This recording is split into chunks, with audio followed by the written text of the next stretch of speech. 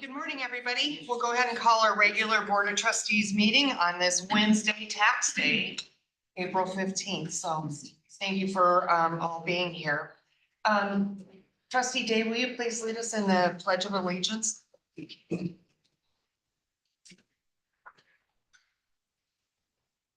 I pledge allegiance to the flag of the United States of America and to the republic for which it stands, one nation, under God, indivisible, with liberty and justice for all.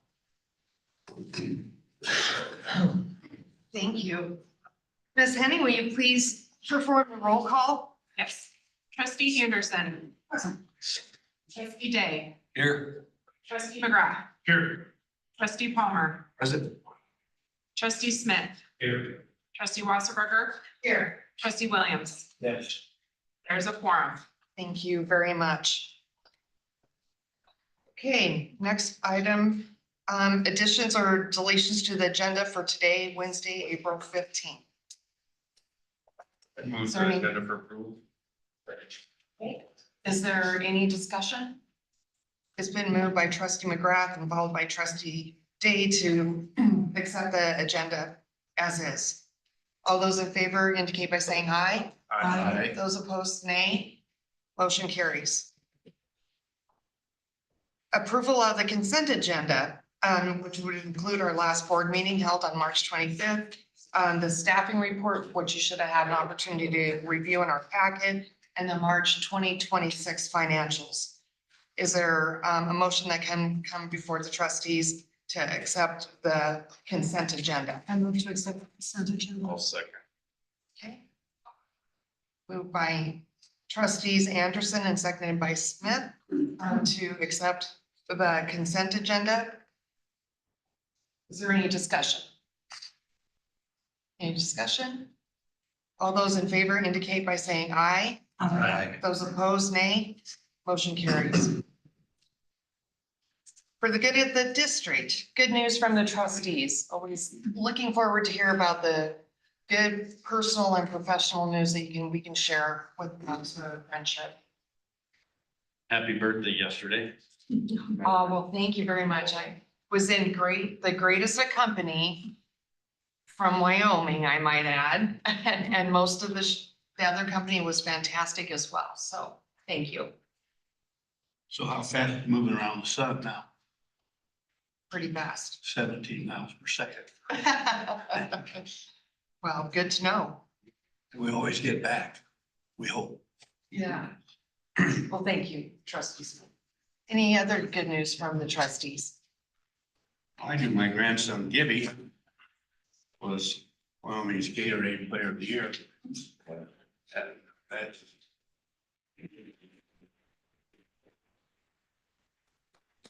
And he was also a basketball player of the year voted by the coaches. So he's got one more year.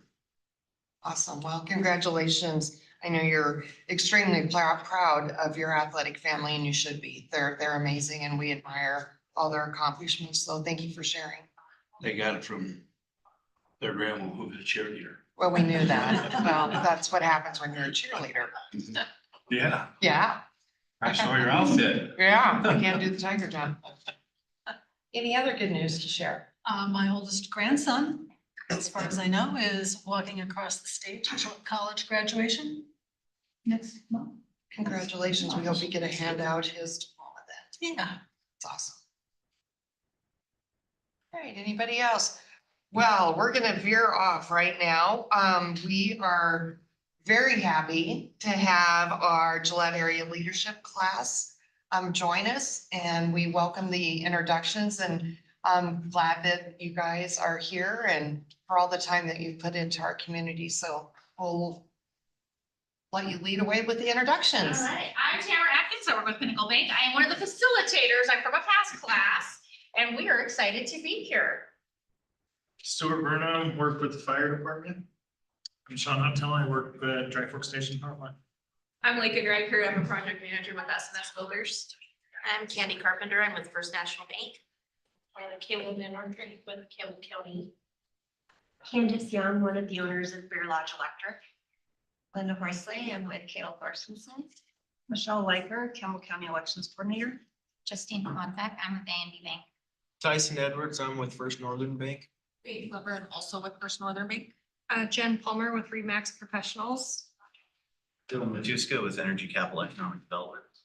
Anthony Ludoir with Powder River Heating and AC.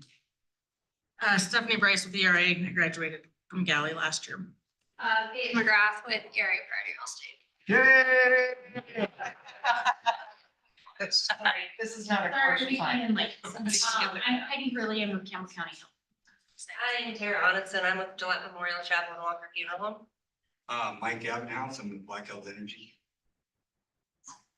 Well, we welcome this wonderful group. There's been so many represented, and I think some of our trustees have gone through this leadership program as well. So anything that you guys would like to share that's special or inspiring that as you've done this journey? Well, we just learned that trustee Robert Palmer was the first ever galley class, which is pretty cool. All right. Your grandmother and your mom. Yeah, excellent. What is your class project? We are going to be doing a project with the Council of Community Services, doing a beautification project, help get some trees and perennial flowers planted at their facility now that construction's done. So, well, I have a challenge for all of you. I forgot my bags, but I encourage you to pick up trash somewhere for 30 minutes around town. And if you need bags, I have them in my suburban. So just hang around till after. And the city has bags. But, and thank you for all you guys do. And so I would ask somebody, when you leave here and you graduate, what is the one thing that you're going to remember and you're going to carry on to your life? Somebody, tough question. Right. You know, I decided to join Galley because I realized that, so both my children have gone through the tour of Gillette with school and they knew more about this town than I did. So it's time. I live here, rooted in this community. I need to learn more about Gillette. What's your biggest surprise? You know, we know about nonprofits, but the number of nonprofits I think that we have in this community and the ones that we didn't get to visit, just the sheer number of nonprofits we have. I was surprised at the number of volunteer hours that are required to keep all those nonprofits going. And I'm curious with that, have you, with the volunteer hours, do you know of any Gillette College student representation in those volunteer hours? And not that maybe necessarily that's the information you get, I was just curious. I think that we have, we always have a group go into Blessings for Backpack in the bank, and we've had some of the soccer students come in and help with that at one point. You know, the nursing students have to do like so many hours of volunteer work, but Like Blue Clinic and. yeah. You haven't met your requirement for board meetings, you know, you're always welcome at ours. Always, they're exhilarating, so. So much fun. I got to a lot of As fun. you well know. Well, congratulations to each one of you. Thank you for making the commitment to know Gillette and Campbell County. And I hope that you'll continue that commitment in terms of serving on the board, volunteer hours. That's what makes this village, this community so great, is what you give of your time and effort. So thank you and congratulations. Running for public office. We need more of this youth, so that would be awesome. The opportunity to get involved at Gillette College, a lot of people don't know. We have volunteer boards at all of our industry partners. The advisory boards, the Gillette College Advisory Board. We have Skills USA judging that happens here every year, both here and down in Casper. Trustee Day just came back from judging. We have the Gillette College Advisory Board. Scott Durgan is the chair of that. So there's a lot of opportunity for you to volunteer here at the college too and get involved. We always need people to work the games. If you want to learn how to work the scoreboard, it's very difficult. I could not do it. Indy Rayback will get you hooked up on being a scores table. She's laughing because I became very proficient at the horn. That's it. The horse. There's lots of opportunity across the college. So we would love to see you here at Gillette College and participate in whatever way makes sense for you. If you want to teach a class, let us know. Let us know. Trustee McGrath.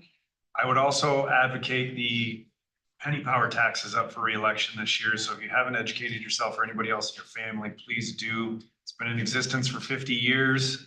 It's not a new tax. Please, it's been good for Gillette. So make sure you outwardly advocate for And vote. Yes, and vote, please. In the private. Be an election judge. In every election. With that, does anybody in the galley group have questions for the Board of Trustees, things that you'd like to ask us at this time? Yeah, if we could just get all of you guys to introduce yourselves, that would be awesome for our knowledge. Absolutely. Thank you so much. Okay, well, I'll start off. I'm Tracy Wassenberger. I'm actually an NNP, that's a neonatal nurse practitioner. Work at Campbell County Health. I've been up there for almost 41 years and just currently am the chairwoman of this wonderful trustee group. Larry Smith, local rancher, been involved with the college for many, many years. Ellis Day, I'm the industrial manager at Interstate Power Systems. I moved here in 1998 to attend Gillette College, graduated from the diesel program. It's been a phenomenal career with my roots right here. It's where it started, not in this building. I'm retired from the county, but also a graduate of the best class, 1980s. I'm Janelle Oberlander. I'm the president of Gillette Community College District. I'm in my 32nd year of working in higher education, which I'm having a hard time reconciling. Gillette's my hometown, and I took my first college class at Gillette College when it was in the old hospital, which is where the senior citizen center is now. So it's near and dear to my heart, the work we're doing here. And if you ever want to work with a great board or watch a great board in action, you really need to come and observe this Board of Trustees do their work. It's phenomenal. It's phenomenal. And you can go ahead and introduce yourself because you're not Dave. I'm not Dave. I'm Sarah Risher. He's the attorney who represents the board. I'm sitting in for him today. I'm Scott Durgan. I'm chairman of the advisory board, so I get to sit on this. I don't get a vote or anything, but it's a great group. And I actually retired from Peabody a couple of years ago. Been in Gillette almost 32 years come May. So great community. I'm Josh McGrath. I own ERA Priority Real Estate and Priority Property Management. Born and raised in Gillette. My mom was very involved in the college and then I got involved in it. And so been a trustee since we became our own district. I'm Nello Williams, and we came out here in 73, so that was 6,000 people. And we designed, and then the school district built a planetarium. So that's what I did for about 30 years. So I'm really an astronomer. So if you need to know anything about the sky, check with Josh. I'm Terry Anderson. I am retired from working at the college and was an instructor and an administrator. I started in 1984 when we were in the old hospital building, and I loved working with the college, and then led me to be a board member. You can see we just have broad representation from backgrounds, but I seriously can't thank this board enough for this energy and just the diversity and their commitment. So it's a great board and we're so happy you guys are here. Yeah. And hopefully someone wants to replace our seats as we dwindle away to dust. Don't look at Don't look at me. some earlier than others. Yeah. The board, you guys are looking at obviously the accreditation and then potentially a new facility. From a leadership perspective, how do you guys keep large projects moving? How do you keep it going? How do you keep the momentum and address the issues as they come up? We have a president who has an amazing group of people underneath her who do an amazing job of keeping all of those balls in the air. And our job is just to watch and make sure that it flows. We had a workshop prior to this meeting about the master planning and what extending out even 25 years and beyond. What is our future for this campus? So there, there's obviously yearly strategic planning and then this master planning, which really looks at our facilities, layouts, opportunities, threats, trends with statistics for being able to gather better and better statistics as we really become independent from NWCCD. And there, at the very beginning, there's a little bit of data overlay, but delay as well. So it's just all that forecasting, but the day-to-day deep ditch work is by President Overlander, and she has amazing faculty and vice presidents and deans and directors that really help that, all the while keeping our students at the absolute heart of what they do. We have all the things that our students need? Is our technology where it needs to be? Is our programming where it needs to be for our industry? To bring those students, so those students can turn into a workforce for our industry? And how do we support those students then to want to be ingrained in this community and stay? So does that kind of answer the question? There's a lot that goes into it, and we have a lot of workshops. They're always public, so you're always welcome to come. But yeah, there's just a lot of moving parts that are constantly going. And yes, accreditation is really important to us in many different ways for programming, potential financial impact for our own college district. And we just had a very exciting meeting or hearing in Chicago yesterday that most of us flew back from, and things are moving forward. Let me just say that. So it's pretty exciting, but it's a lot of time and work. I think it's interesting, during our workshop, we talked about the master plan, which is the footprint of this campus, stretches out for 25 years. We were reflecting 25 years ago, this was a hayfield. There was nothing on this footprint 25 years ago. And to look back over that time period to see where we're at now, 25 years from now, it'll be all of you who are the leaders of this community taking us into the next era. And so it's fun to think about, it's fun to dream about, but it'll be those of you who are in leadership at that time that really make that happen. So. Gillette has always been built on visionaries. Nobody outside of coal, oil and gas, which, has allowed us to be visionaries, the mineral industry, but please continue that going forward. Don't let the naysayers bring you down, and continue to move Gillette forward in a positive, growth-minded direction, because that's what's going to need to happen for you and for your kids. And I think as a trustee, that's what I've tried to do is how can we move the campus forward that best suits what are the needs now, but what are the needs 15, 20 years down the road? And I hope that people will continue to look at that for Gillette and Campbell County as well. So. Elections matter, people. We're coming up on an important election. You have to vote. Go use your rights to vote, both in the primary and in the general. Elections have consequences. And so the vision of this community relies on the people who are in leadership and who can drive the future of not only the state, but as Campbell County goes, so goes the state. So it's really important for you to go out and vote. So do day-to-day conversations. Be willing to have the hard conversations with coworkers and family members and all those things of why Gillette's a great place to live and how we got here and how we can go forward. We can always agree to disagree, and that's okay. I may not agree on everything, but I hope we don't agree on everything, right? Correct. Because somewhere in the middle is where the right answer is. And when you have those deliberate conversations and those discussions, you get to a better answer. You get to a better resolution. Thank you for your question. That was a good question. But is any other questions? That we could keep you here all day and talk to you about college, but I don't know how that fits into your timeline. Well, I'm not sure you guys know. We, college and school district really were put together.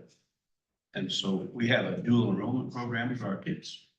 And we have 40 kids that are going to graduate twice this year. Once with their associate degree from the college, which is 2 years, and then from their respective schools, whether it's chemical high school or it's underneath. I'm not sure in Wyoming, is there any place in Wyoming that has more than what we do in terms of dual I think enrollment? so. I haven't seen the numbers yet. I don't think so, but we'll find I out. believe there's one from Wright this year. Yes. And we have one. We are our very first one from Wright. We had Westwood graduate already. And two. One Homeschool for sure. students. So, yeah, great partnerships again. What's- So your kids in the high school age, make sure they're taking those courses because they are paid for by all of our tax dollars. And I had one who graduated, so she essentially went to college a junior, 2 years paid for, living here in Campbell County. She graduated, well, it was the middle one, but she graduated, she was a year and a half in, she was a year and a half in, and give her credit. So make sure your kids take advantage of that. And it's a lot of money. At any point, it really helps. What's next on your agenda today? Lunch. Let's go. With that. Well, again, we thank you, we applaud you, we congratulate you. And it's so nice to meet all of you. If you ever have any questions, we're available. We can easily be contacted through the website or just give us a call or whatever thoughts. So we appreciate your support for the college. Thank you for your time today.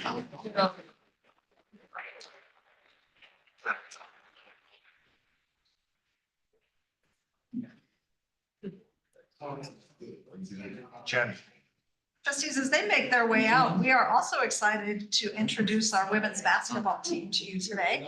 And so AD Rayback is here to help us celebrate the outstanding accomplishments of your national qualifiers for the National NJCAA Division I Women's Basketball Tournament. And so as they stop being shy and come in the room, we're so excited to introduce them. And so AD Rayback, please take your spot at the stadium to introduce this awesome group of young women and their coaches.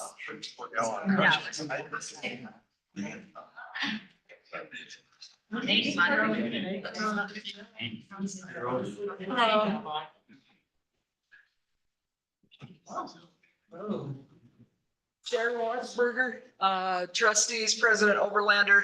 It is my pleasure today to welcome our women's basketball team here to be recognized for their accomplishments this season. I have a few things that I'd like to point out about this group that's been pretty special on their progress and how they've come to this point. First of all, they started out as Region 9 North co-champions. It was a three-way tie for first. So they shared the Region 9 North regular season championship.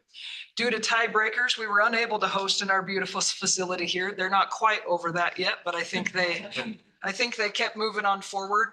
It paved a way for these young women and coaches to go through a tremendous journey through the Region 9 tournament, where they then had to knock off all the other number one teams.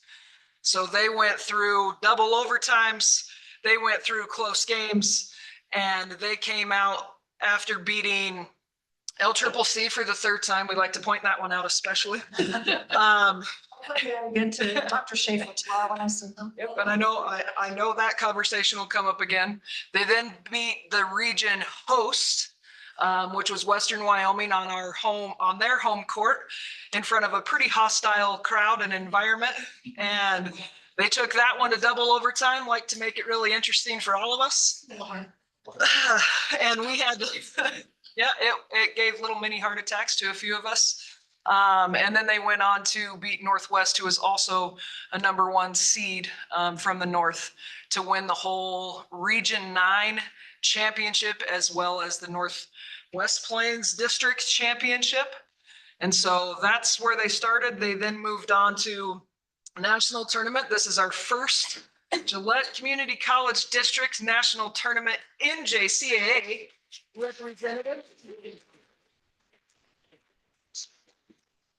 They pulled an incredibly tough seed in number 11, Gulf Coast.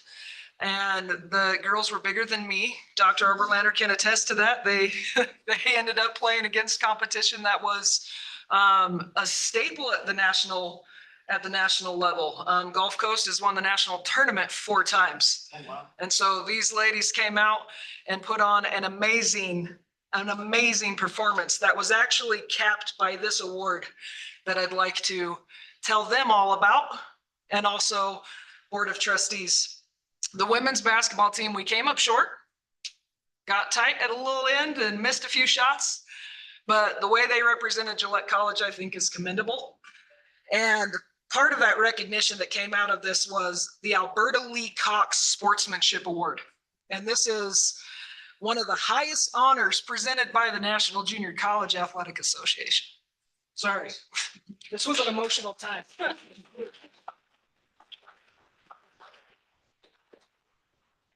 So this recognizes institutions that exemplify the true spirit of sport. The recipient of this award is determined through a vote by the national tournament staff and the officials.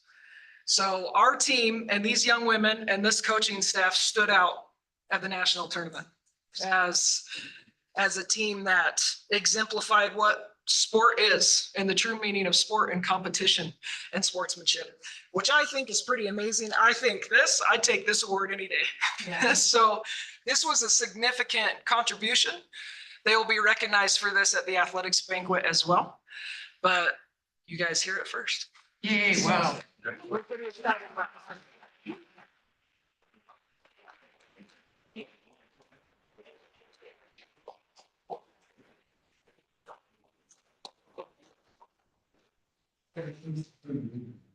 What's that? Fix this thing. I don't know if anybody Come on. does. There we go. We would also like to recognize Coach Liz Lewis as District Coach of the Year.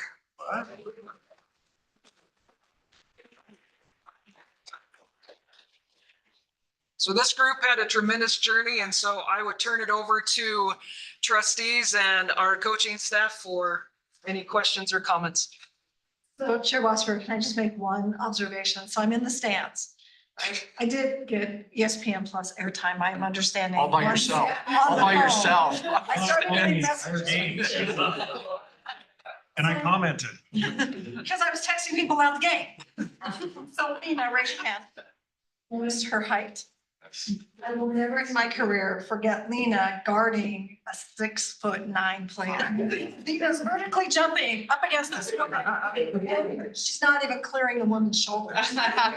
She just kept at it and kept at it and kept at it. And it was pretty phenomenal to watch these young women in that really cold arena. It was freezing in that arena, but it was awesome to be there with all of you and share those moments. I'm sorry that first game didn't turn out how we wanted, but man, you guys did so well. I'm so proud of each and every one of you and our coaching staff as well. So. Congratulations, girls. And there was a watch party here. And I watched it actually from home though. So it was fun just to be able to see you in action. So just know how many eyes were on you and cheering for you and supporting from you in this community. And in 3 short years of returning, we're all of a sudden on the national stage from getting athletics activities back at Gillette College. And we're just super proud of the stamp of excellence that you guys, you ladies have put on for the rest of the state and the region. So we can be more proud of your work ethic. The award that you got is just probably almost as much outstanding as being a champion. That shows your character and your heart. And that, at the end of the day, that's what matters. No one's gonna remember that you were necessarily a champion, but they'll certainly remember your character. So congratulations. Are any of you going to the next level of play? Yeah, I mean, I'm going on visits right now. I haven't really decided yet, but taking things in motion. We have another player who's currently on a visit today. So she's nice. Good. Yes. First up, I'd like to say thank you for all you guys do in the community. I know you're out in the schools and you're reading and you're doing a whole lot of other things. And I think that means a lot to the college as well, and to a business owner in the community to see you out, to know that, you know, whether you're at my daughter's school or something like that, I think that's really cool. So congrats. The other part is you guys killed it at the foundation dinner the other night. So you guys were a lot of fun. One of the most fun part of that whole dinner was you guys over there, the slot machines and the Plinko. So well done. Could you reenact the slot machine?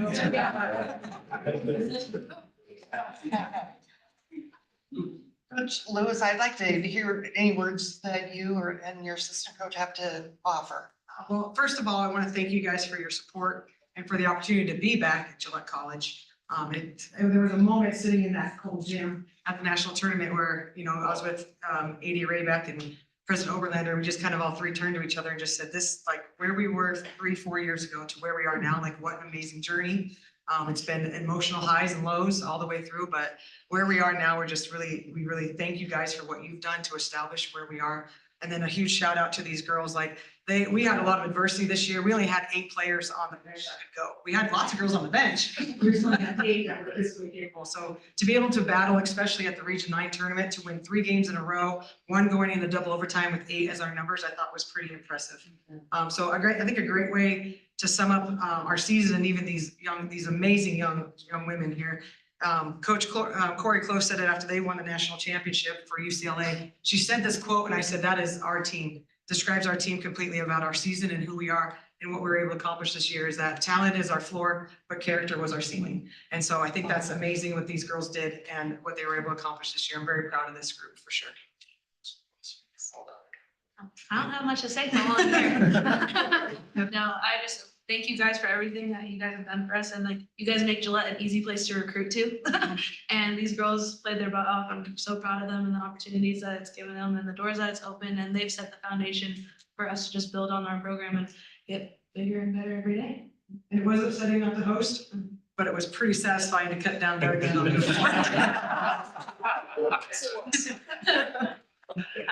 Who will be returning next year? Where's our returners? Raise your hand. Okay, good. Got a good group and we've signed about 4 or 5. So. There's one on crutches, one in a knee brace. We gotta get you 2 girls healed, and I might know of a way to do that. Anybody else? Sure, I Trustee just Palmer. wanna say, I don't often agree with the commentators that do the games. But they were so complimentary of all of you and the play that you had. And size was a matter. I mean, size, they talked about that continuously, but you played right up with those giants. And you personed up with each one of them. And so congratulations. That score was right to the end. You were there. So well done. Well done. And it was one of the highest scoring games of the tournament. Ellie would have had a different comment about the commentators. Pesky and small, they kept saying.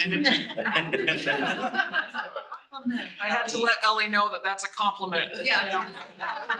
We're okay being called pesky. We're okay. But we were quicker.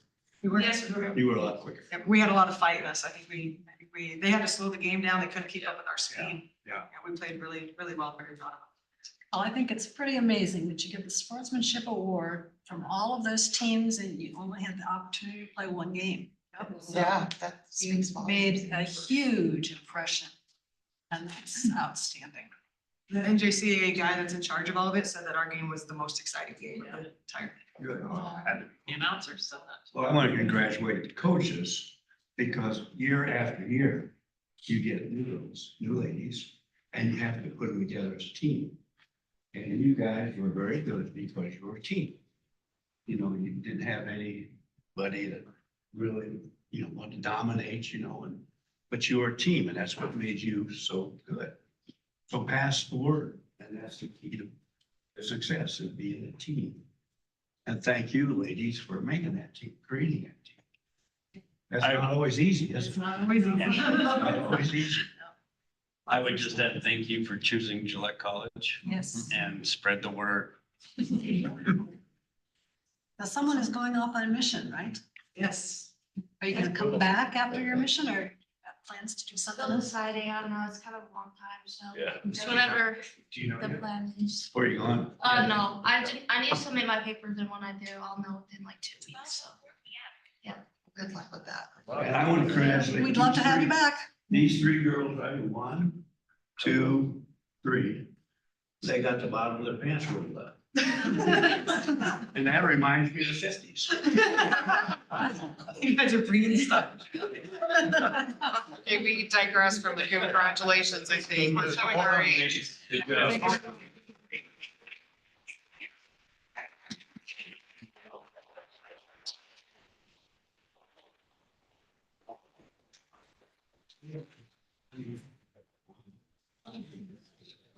Thank you, ladies. Of course, you're welcome to stay. Yeah. Awesome. Well, this so far is the funnest meeting I think I've ever attended. With that, we should just maybe adjourn it. So that's what I know to end on. Oh, gosh, that was phenomenal. Okay, organizational reports. That's a hard act to follow, but I know President Overlander has peskiness in her as well. So it's hard to follow a national tournament team. However, returning from the Chicago Institution Actions Committee Council hearing is your team that went yesterday and presented for, I say an hour and a half. The other team members say it was 2 hours of questions and answers. And I'm just going to call it like it is. We knocked it out of the park, people. We just knocked it out of the park. And I'm so proud of the work of this campus. What we've accomplished. We have accomplished in such a short amount of time is just phenomenal work. And we've done it together. It's not me, it's not the trustees, it's not the vice presidents, it's not the deans. It's all of us together making this happen for our community. And it's been in the works since 1969. And those of you who have been around for most of it, and it has been a personal journey for all of us. I just couldn't be more proud to be part of this organization and part of this college. So congratulations to all of us. We will get a report back from the council in 2 weeks. We then have 2 weeks to respond. We have no reason to believe that we won't be in candidacy at the end of June. The Board of Trustees for the Higher Learning Commission meet on June 25th and 26th, and we should get our candidacy letter shortly after that. One of the candidacy visiting team members was with us and made at the end of the questioning period recommendation for candidacy, but also that we would be very likely to be a very strong candidate for expedited accreditation. So we'll see what the report says. Once we have that report in hand, well, before we're going to start planning this the next tranche of what we're going to do and how we're going to move through it. But we're on a really great path right now. So anyway, so thank you to Dr. Humphrey, Dr. Spriggs, Vice President Larson, Chair Wasserberger for making the quick trip out to Chicago. We stepped off the plane, stepped into the Hilton, stepped back onto the plane yesterday and got home last night around 10 o'clock. So it was a good trip, good trip. Anybody else have anything else to add to that opportunity of the hour and a half of questions? I just want to emphasize how well our leadership team, our cabinet team did. And that is fed from the ground up. So there's a lot of people to thank throughout the whole organization. We have 5 people represent, 4 people represent our college. And it really is inclusive of everybody though. And I think we need to keep that in mind. And I want that to be spread throughout the campus to thank you, to thank all of our staff and faculty, because as Dr. Oberlander said, it takes everybody, but they all spoke eloquently, supportively. And I was sharing with Trustee Anderson earlier that Mr. Bush, who was one of our mock surveyors that came, so supportive of us, and he has no skin in the game. And I just really appreciated his confidence just came through for us. And I thought it was great. And compliments to the Board of Trustees. They did ask me the second question. I thought I was not gonna have to talk at all. And then all of a sudden they're like, we want to talk about the board of trustees. And I'm like. Well, anyway, that went well, but thank you to the work that this group has done in the 4 or 5 short years that we've been together, because that work was challenged that needed to be presented with onboarding, education, policy development, some of those questions. So the thanks goes out to you as well. So onward to the next step in accreditation. So that we'll probably in May have a little bit more detail on in our next steps, but we really do need to wait for that letter to come back, but we'll have it by May. We should certainly by graduation, but by May. So I was just spending a little bit of time reminiscing this morning as we were getting ready for the meeting of what we've accomplished this year. So when the faculty stepped onto campus in August, we immediately engaged them in a mock candidacy review. That was a 2-day opportunity for all of us, but we learned so much during that mock interview. Then we spent the next several weeks doing education, getting the campus prepared for the actual candidacy visit that took place in October. So we basically did 2 accreditation visits in the span of 2.5 months. It's a lot. It's a significant, amazing lift, Chair Palmer, former Chair Palmer. We have already approved 5 new academic programs. You'll have 4 more in front of you today. So this academic year, you will have approved 9 new academic programs for the campus. The assessment work that is happening with Dr. Spriggs and Dr. Humphrey, our deans and our faculty, has grown and expanded, and we are looking forward to you being able to see some of the results of that work. Enough to where I believe when we go into the next phase of accreditation, we will easily meet all of the criteria from all of the work that's happened. We have had student events and activities on this campus like we have never seen before. And so somebody was saying, I don't remember who it was, Vice President Larson maybe said when she first started, the campus was so quiet. It is no longer quiet on this campus. I think we're only maybe 20 days that were not programmed during the entire academic year for student activities and events. We've transferred the county buildings. The buildings now all belong to the Gillette Community College District. The Wyoming Community College Commission will begin the CapCon process with that at their meeting tomorrow and Friday. We'll go through the legislative process on that in May. We're engaged in the master plan. We're engaged in the NZ design. That will all finish up probably around August of this year. You'll ground break a new building early next year, especially if the weather holds like this, right? We're participating in new industry visits. Gosh, we just had a site selection visit early last week that our new vice president, Glenn Pauley, was able to participate in as well. And we, of course, are expanding our workforce programs, and we just hit a milestone with our CDL program and graduated the 50th student coming out of CDL. That's just the highlight. There's been so much more that's happened this academic year as we start to conclude it and capping it off with commencement on May 8th. So with that, I think that's plenty that you need to hear from me, but I'm absolutely happy to answer questions by the trustees. Thank you. You're welcome. Yeah. My pleasure. Thank you very My much pleasure. for steering the ship and keeping it upright. One day at a time, one day at a time. Okay. Onward then to our Gillette College Advisory Report, and we love that Mr. Durgan's here with us, and looking forward to the report. Yeah, thank you. I guess this is a fun meeting. To me, it's so exciting to just be part of Gillette College.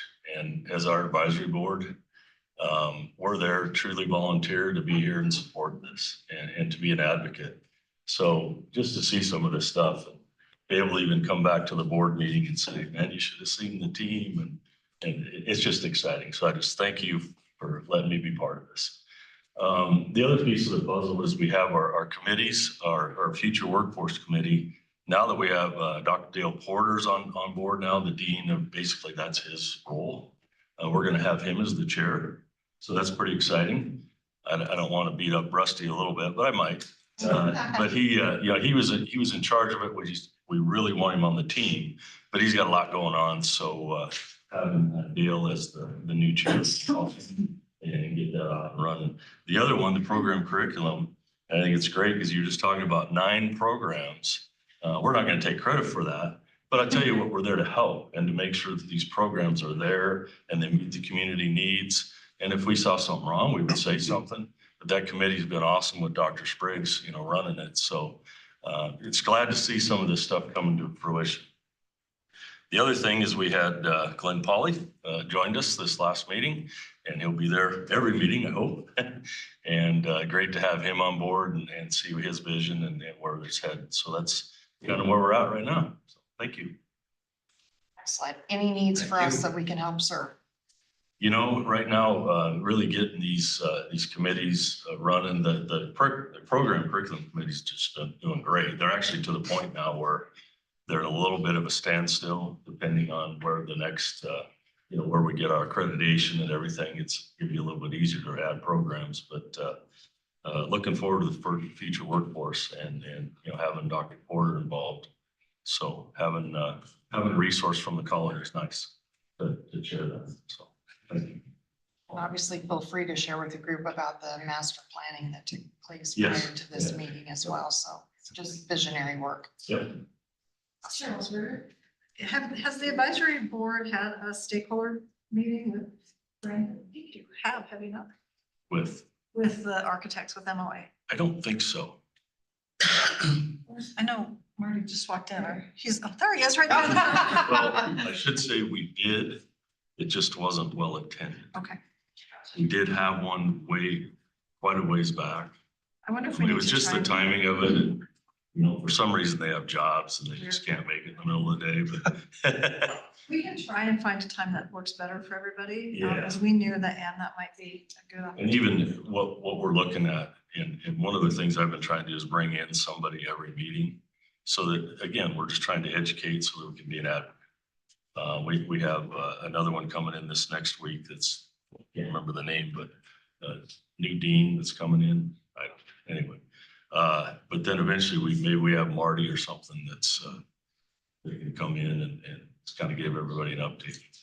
Perfect. Just want to keep that. We actually talked about you in Chicago, the advisory board in general. Because Sure, they it asked was a us. short, so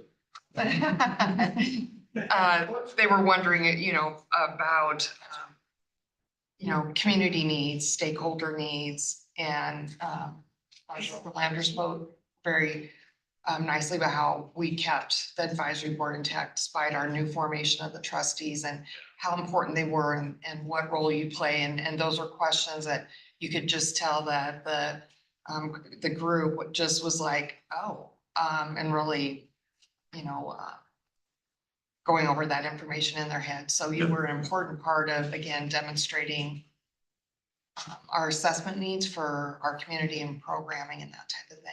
yeah, great to be part of the team. Well, we're happy to have you. Anything else? Thank you very much for your great report. On to academic and student affairs report. Dr. Barry Spriggs, who might be a little tired. Energized.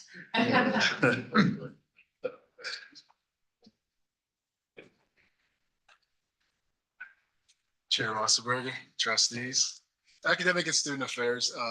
Most of our focus at this particular point is getting students registered. So we have actually established processes, of course, for faculty in the classrooms, reaching out to students, our professional advisors also. We have approximately, I think, this morning, 309 students registered and returning students. And we always shoot for like 85% of the students that we actually have before they leave, that we can get them registered. We also are focused on those new students and have approximately 70-some students registered as new students.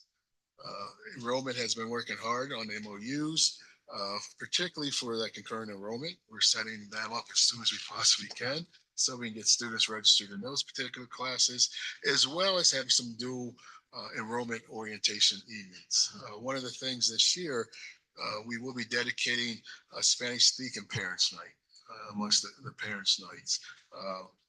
We have a week or so ago done some bulk acupressure testing, which got those students tested and placed. And they are at FFA, State Skills USA, which we have a number of students and faculty and staff there. Yesterday was a registration day. It went sound. We had at least 20 to 30 students, at least in the beginning. And additionally, we're going to be capitalizing on those Dino days, as well as those summer concert days, as we always have in the past for that melt also.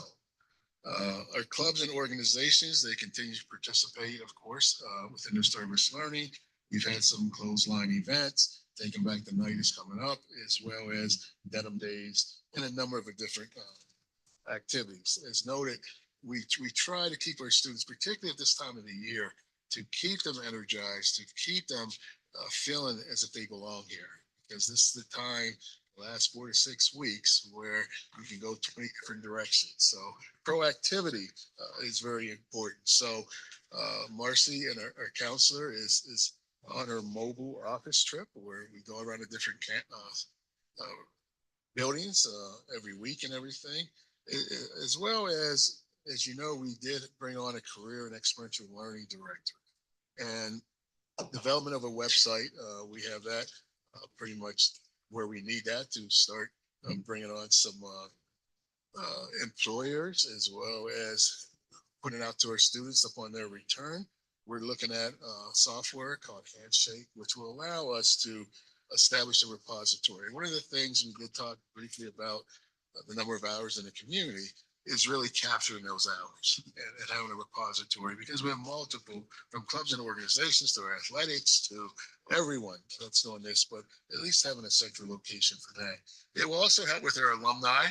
I know Brandy is actually establishing, along with Dr. Humphrey, a survey so we can start tracking those alumni as they are coming across the stage in a couple of weeks, and really following up on them to get that report as to their success and where they are 3 years, 5 years, 7 years, 10 years down the road.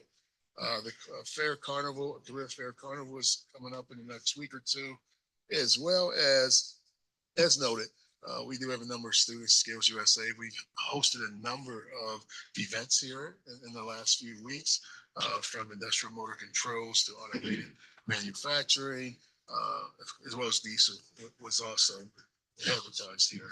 And CTE, they continue to meet with the advisory boards, which is very important, even as we're talking about accreditation, how we come up with our programs, and having not only the institution advisory board, but those advisory boards for those particular programs. And also we have ASIN, of course. Nursing is constantly preparing, of course, with compliance and reporting for next year. And academically, we've actually examined the enrollment management plan, the academic plan. We have set forth academic calendar for scheduling up through 28, 29. In other words, a 2-year schedule. So when students come in, we can start planning out much better. And we are finalizing, we learn lessons every time we go through program review. And the deans, as well as Dr. Humphrey, are really examining how much more data based on return on investment can we actually put into these program reviews in order to inform us as to optimization of the academic portfolio, as well as the budget planning process. So our active committees, besides our curriculum assessment, our Open Education Resource Committee has been active, as well as our AI committee. And we actually had just set forth probably like a month ago our distance aid committee in preparing us for when we're prepared to provide distance ed programs. So that committee has been working for the last month or so, and they will be examining different assessment tools within distance ed to ensure one of the things that regardless of how we deliver a program or where we deliver a program, that is consistent across. So in addition to that, professional development continues. We will have a number of staff participating in Casper this summer, presenting in regards to the Wyoming Higher Education Summit. We also had 3, actually, staff complete the Academic Management Institute. Kylie Dodson and Brandy Martin, as well as Rachel Lane. I think last Friday, they completed that, which is really an institute training for women leaders. So that is one of the things, even as we spoke yesterday about succession planning, really building leaders for tomorrow. So where we're at right now is just preparing for the next step of accreditation.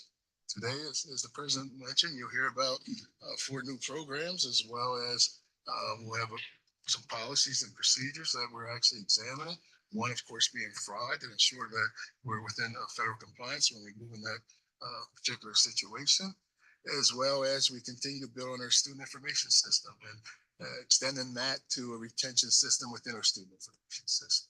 So that's where we're at in regards to academic and student affairs. I'm open for any questions or points of clarification. Thanks for keeping the students busy. Yeah, well done. That's Yeah. great Thank you. sauce. Yes. A lot of that was shared in different ways yesterday with the meeting. So yeah, just so much that's going on, and succession planning was brought up. So we have some nice systems in place already. So Thank you. thank you, Dr. Well Springs. done, Very Dr. good. Springs. There's our faculty senate report. Mr. Vance, thank you for coming today. Sure. Yes, President Vance makes his way up. I just wanted to recognize him for his hard work. He really stepped up into leadership and brought the faculty senate back together as well as with his officers. We've had some awesome meetings this year. We've done some great work together. Jared will continue on next year as faculty senate president, and so I have no doubt our good work together will continue. This will be his last report until the fall. Asked and answered the little things. I assumed it was his last one, but I was hoping he'd stay on. So Yes. thank you. Well, good afternoon, trustees.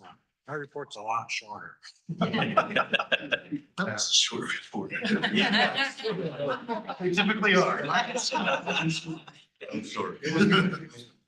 Great. So since the last time I was in front of you, we had reviewed those 4 programs that you're gonna look at later today as faculty senate. Curriculum sent them to us. The faculty senate had any input, concerns, or comments, and then we had those on to the deans. Move up the chain. We do have elections coming up. We'll talk about that next week at our faculty senate meeting. We have health science position is up. The at-large position and arts and science on the side of things position is up. So hopefully next meeting we'll have ballots put together for those who are volunteering or nominated or whatnot. They'll get sent out.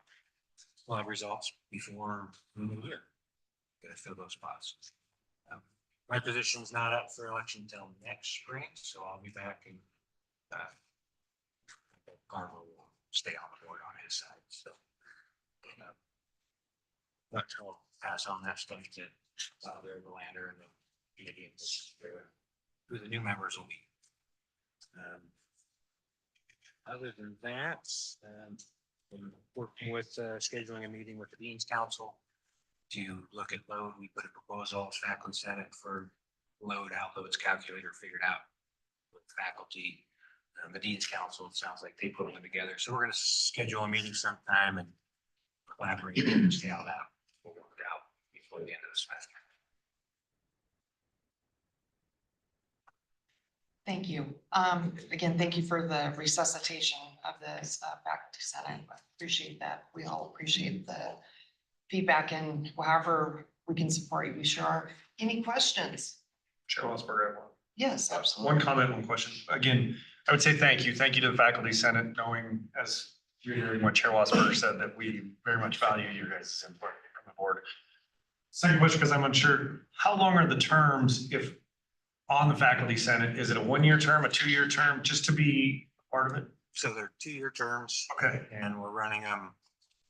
Even years is the at-large health science and half of the arts and science. And then the odd years is CTE and the other half of arts and science. So, but they're in 2-year terms. Excellent. Thank you. Yeah, thank you. Any other questions for Mr. Vance? Chair Wasserberger. I would just say that the health science position is open because Gwen Reed is retiring. So she's that opens up her position, and Gwen's been an instrumental part of faculty senate as well as our faculty. She'll be greatly missed. Yeah, she hung in there with us for a period of time and got the interim. So yeah, very much. But yep, wonderful nursing faculty. So I'm not worried about the next person to fill in. Thank you so much. Thank you. Appreciate the work you do. Okay, on to old business.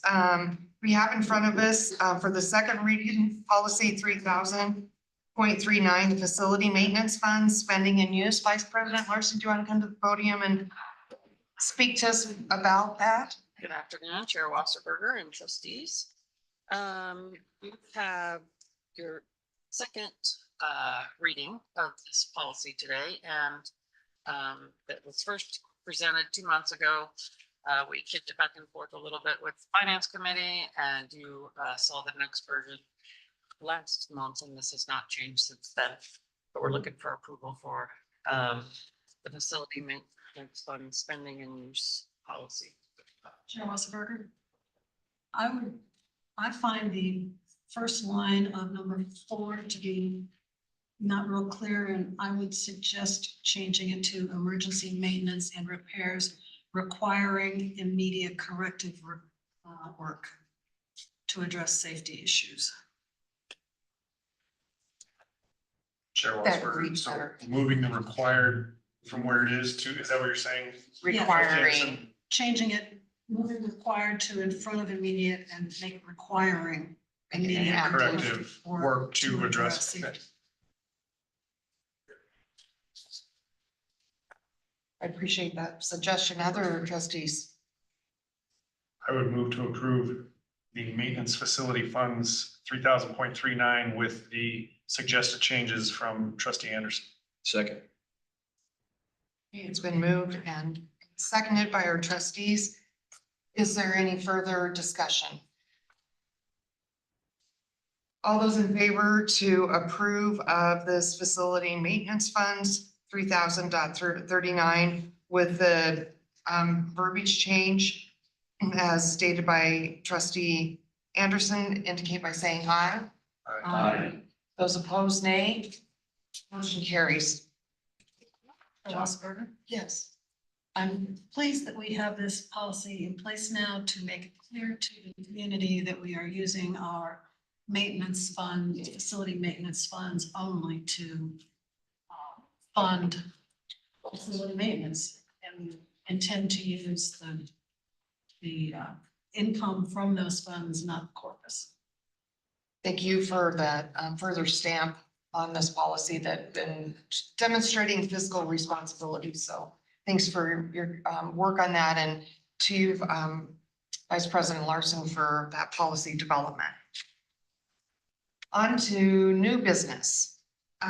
We have before us the first reading of policy 5000.11, the name, image, and likeness policy. And so AD Rayback, would you like to come over that with us?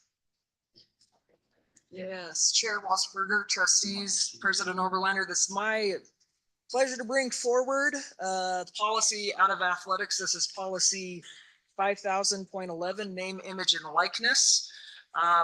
This policy was first discussed amongst coaches and small workshop within the athletic department. It has been brought up through cabinet advisory board, workshop with the trustees, and the final, what we have at this point is now in front of you for review.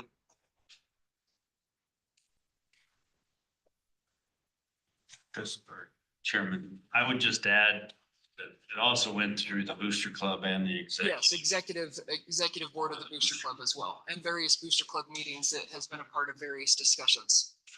I first, as I believe I had spoke previously about this, I first entertained the policy or bringing forward NIL when I first came on board 3 years ago. This has been a long process in reviewing this and making sure that we were in the right place, and it was the right time to bring forward this type of policy for our institution to advance the opportunities of our students here at Gillette College. I strongly feel it's the right time to bring it forward. If I can, for clarification, I saw that you intentionally also had put in the procedure. Is that just for more feeding us in more information as we are really only approving the policy? Yes, the procedure is so that the trustees can review the entire look of what NIL is and understand some of the things our students are permitted to do and some of the things our institution is permitted to do. That's more for clarification purposes to for your review and for your knowledge. And all of this obviously would match up and meet NCAA. Yes. And JCAA. And Title IX. This all this of those policy and procedure is directly tied to Open Doors, which is an NJCAA partner and approved platform for NIL with NJCAA. So Open Doors was part of this communication all from step one as well, to ensure that we align with NJCAA regulations, NAIA, and NCAA regulations. This policy checks all of those. NIRA has very different regulations regarding this type of payment to students. So our rodeo athletes are included in this, but they are not, they do not have the same policy governing them that NJCAA, NCAA, and NAIA athletes have. This policy ensures that our NJCAA athletes can also have some of those benefits that our current rodeo athletes do, and to make sure that we are doing it compliant. Hey, Chair Westberg, I have two questions, on. would you like to make a motion and then under discussion or no? No, Okay. well, sure. Yes, then I would move to approve, 5,000.11 name, image and likeness. Second. Okay, it's been moved and seconded. That seems more. Now discussion. On C2, cannot be contingent upon enrollment at GCCD.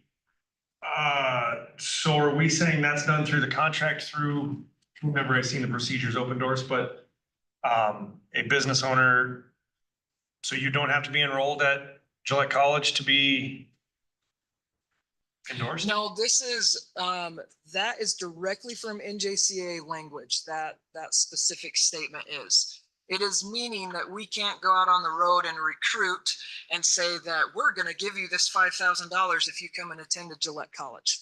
Like, it cannot, NIL monies cannot be used to incite enrollment at any given institution. But Once students are here and they are enrolled here, then they can pursue their name, image, and likeness with our affiliated business partners in the community and on. But if Josh wants to sponsor a girl, $10,000 Thank you. outside the college, he can do that. Outside.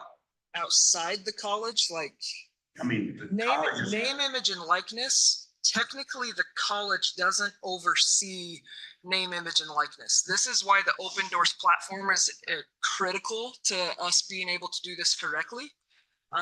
Because the students go through that platform, and then it is actually Open Doors that helps the students connect with a business like ERA to build contracts with that business and student. But it's Open Doors is the platform that does that. The institution does not. Athletics does not. Booster Club does not. It is the student. The student has to be actively involved to go and engage with Open Doors and a community partner. Does that answer that? That's kind of clear. Kind of clear. So back to my, hold on, sorry, back to my other, so on then C1 or representatives of GCCD cannot directly pay student athletes. Again, that is circumvented. Student representatives, I can include myself as a board of trustee member. If my company wanted to endorse, Yes, they could. Now that's done through Open Doors and Yes. that's the institution. I just want to clarify that. yes, Hey, that's, ERA Priority Real Estate said, hey, we would do that. I don't want to be in violation of no, that. you would not. But Okay. what this means is you cannot go and directly hand them a check and say, On the here's floor our during the NIL. It has to be through the platform. and then deny you do it. Is there any junior colleges that you know of? We would be the front runner in our region, which I am excited about. Dawson is our closest that uses NIL, that does this. We mocked the procedure from Indian Hills. There's various colleges throughout the country, junior colleges that use Open Doors as a platform. and that have NIL opportunities, we would be the front runners within Region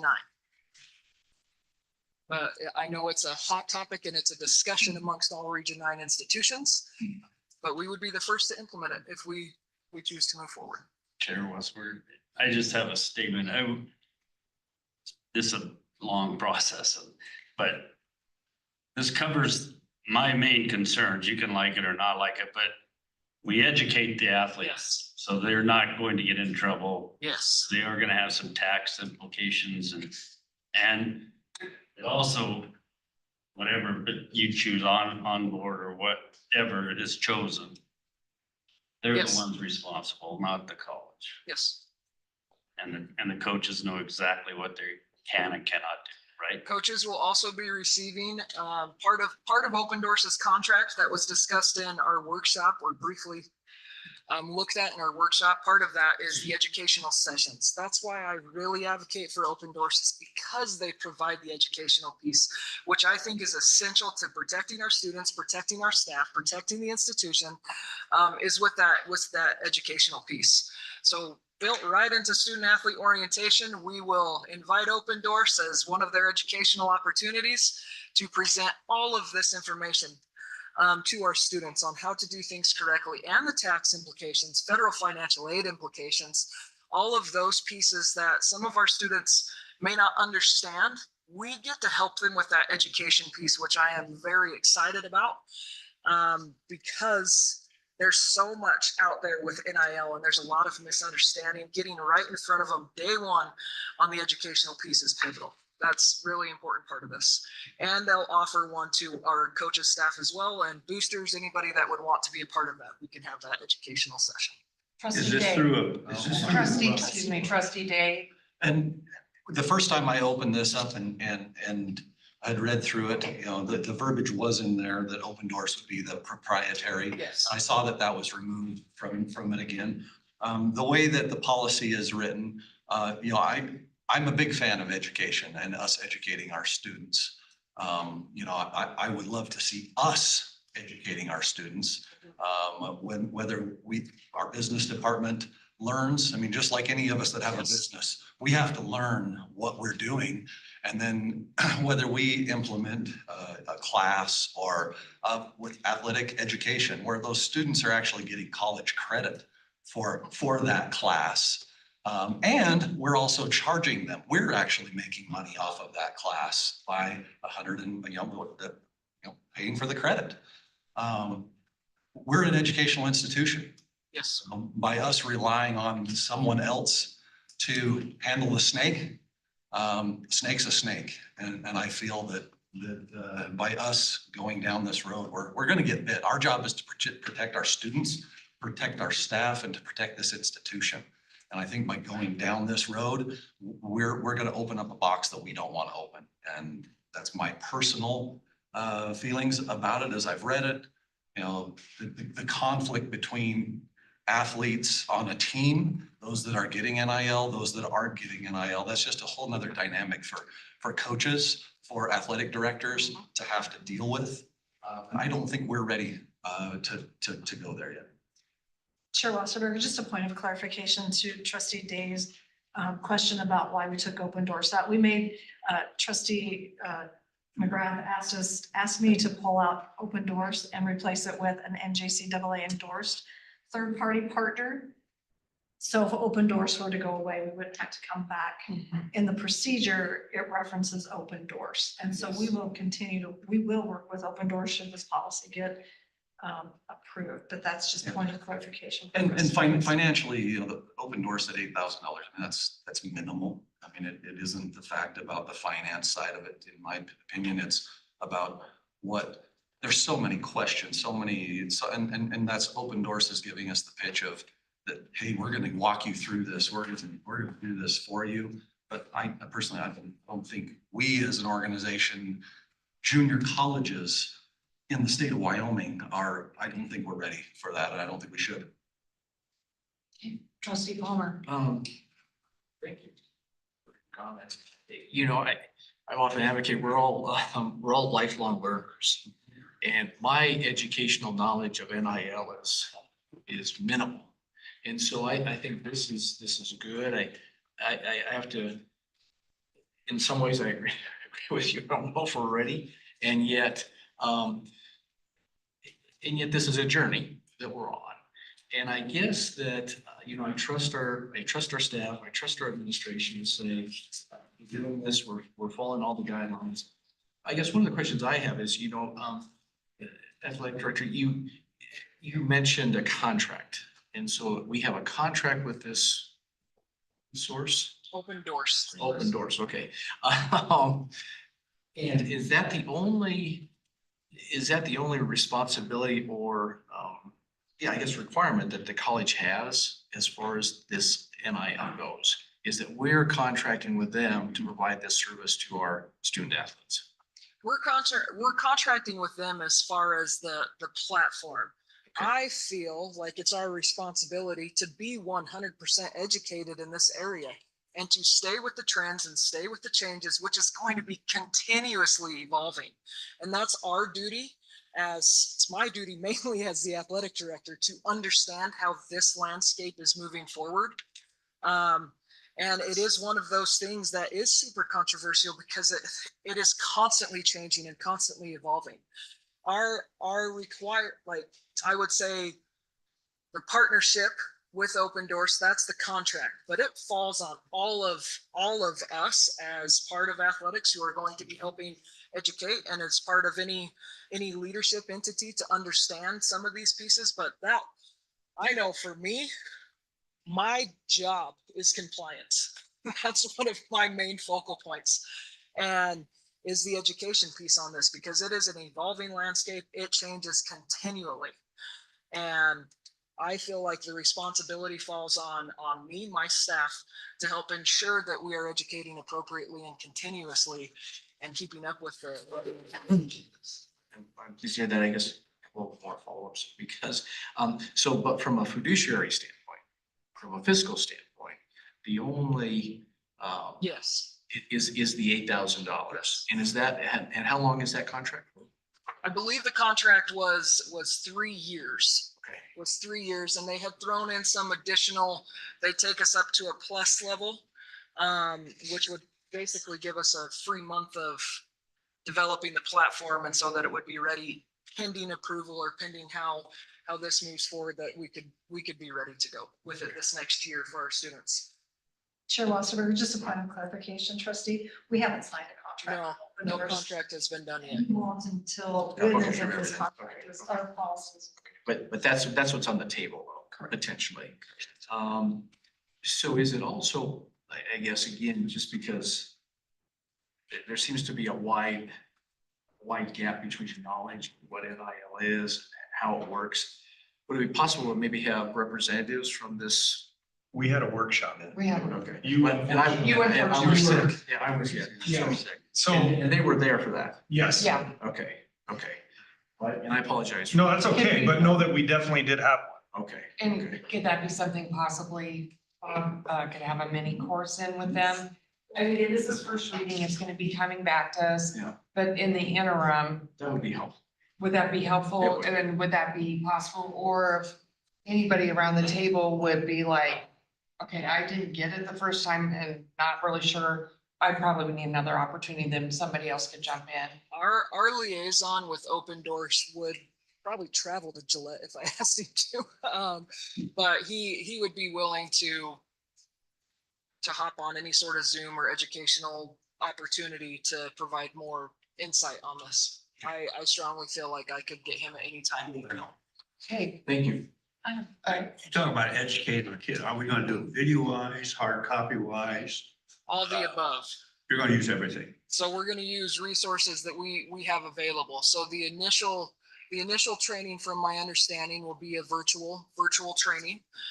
Or I could speak with Open Doors to see if they could be on site for our student athlete orientations. But I believe that either of those is going to be available. The procedure is going to be visible. Any of the information on Open Doors is going to be available. To circle back to Trustee Day, this is available to all of our students, which is one of the reasons why I liked it, because I do understand, like, this student may have an opportunity and this student doesn't. Open Doors helps that gap. because it is available for all students. And then you can turn it over to students to go and be proactive in building their name, image, and likeness. Other platforms don't, they're not open to all students. This one is, so I'm excited about that. If a company comes in and gives Mhm. $10,000, is that money divided equally among every player on the team? Because it has to be an exchange of goods. And so the student has to actively get that exchange of goods. But I have seen some programs, CSI is one that we've actually kind of got our eye on stealing some of their stuff. Market research is how Maggie says it. CSI is one that did, they have like a cowboy boot event, and it does go to all the teams, and they do this major event, and it's actually one of the collaboratives in Wyoming that does it. It's actually one of those collaboratives that does it, and it does go to all team members equally, and they all We have do a it lot together. of people that still want to speak, so if we can, trustee Anderson, go ahead and go next. And this, we are, again, reminder, we're in the discussion phase of this vote.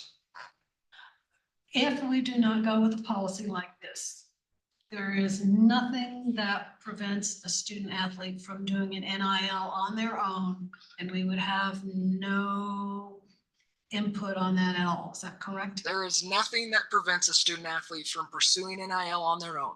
There is nothing. This allows us to, student athletes have the ability to pursue NIL at any time. Thank you. Trustee McGrath. Trustee Westbrook. So trustee Day, I appreciate your conversation. I think it's great. And I think it's certainly, one of the things that I think this does is also help protect the institution from liability. That's the biggest thing. And it goes back to trustee Anderson. You can say you're not ready for it, but it's already happening. I can guarantee you there are kids in the state of Wyoming, whether their institution is allowing it or not, they are getting NIL endorsed right now in Region 9. There are going to be many things that revisit. There may be national legislation that could very well be coming regarding whether it's name, image, and likeness or institutions paying players. And I think that comes at the form of the NCAA having to unionize and all those things. But to me, what this does is what Open Doors does. I'll just say for me as a company, if I choose, it's going to help protect me as a company from the athlete and the athlete from the company. But mainly then the liability of the institution, going back to trustee Anderson, of it's already happening. So I shouldn't say might as well, but we might want to be proactive to have a policy in place. Again, prohibiting, and then the procedures prohibiting certain things. That a student athlete can't represent a strip club. I mean, I just say what it is. And that's in the reading that, an adult entertainment, okay, we're not gonna allow that. That's the point to me that is of advantage. Well, and I think it's important to kind of take the company name out of it. Because this is a policy about name, image, and likeness, irregardless of whatever company may be performing it. Trustee Dade, do you want to speak No, again? and one of the selling points that I've heard is, we need this to be proactive. We're gonna be the first, we need this, not that it's a recruiting tool, but we just heard from our assistant coach. We already have a phenomenal recruiting. We're already getting the kids that we want based on what we have and what we offer and what our values and goals are that we currently have. And that's what we need to build on, not going down this road. We get good kids that have good values and kids that are chasing NIL. I don't think those are the ones we want anyway, but that's my personal. So trustee Day, I don't want to put words in your mouth, but for my clarification then, I don't want, is there, just hesitancy, or in your opinion, this policy is just not needed at this time? I think at this To time. be clear about it. The policy opens the door to something, something that we're not quite ready for. I think that, our institution, our students, parents, You know, I understand that our job is to protect the institution, and that's one of the reasons I'm right on the bubble with this. I'm right there to say, yes, yes. And the decision that this board makes, I will back it 150%. You know, I don't think anybody questions that. Just that I don't, it puts us in a situation where, you know, it's a sort of slippery slope. And Okay. when we cross the line, we cross the line. Okay, last comments. Trustee Williams. Ryan, my son, calls Colorado State. I mean, he deals with this all the time. And you probably, if we have to deal with it, you're not going to deal with the student or the athlete. You're going to deal with an agent. And you're going to deal with an attorney in terms of what we're talking about. So that's where it is now. It's attorneys and it's agents. And that's what these kids do. They go out and they get representation. They sit back and let them do all the work. That's where it's at now.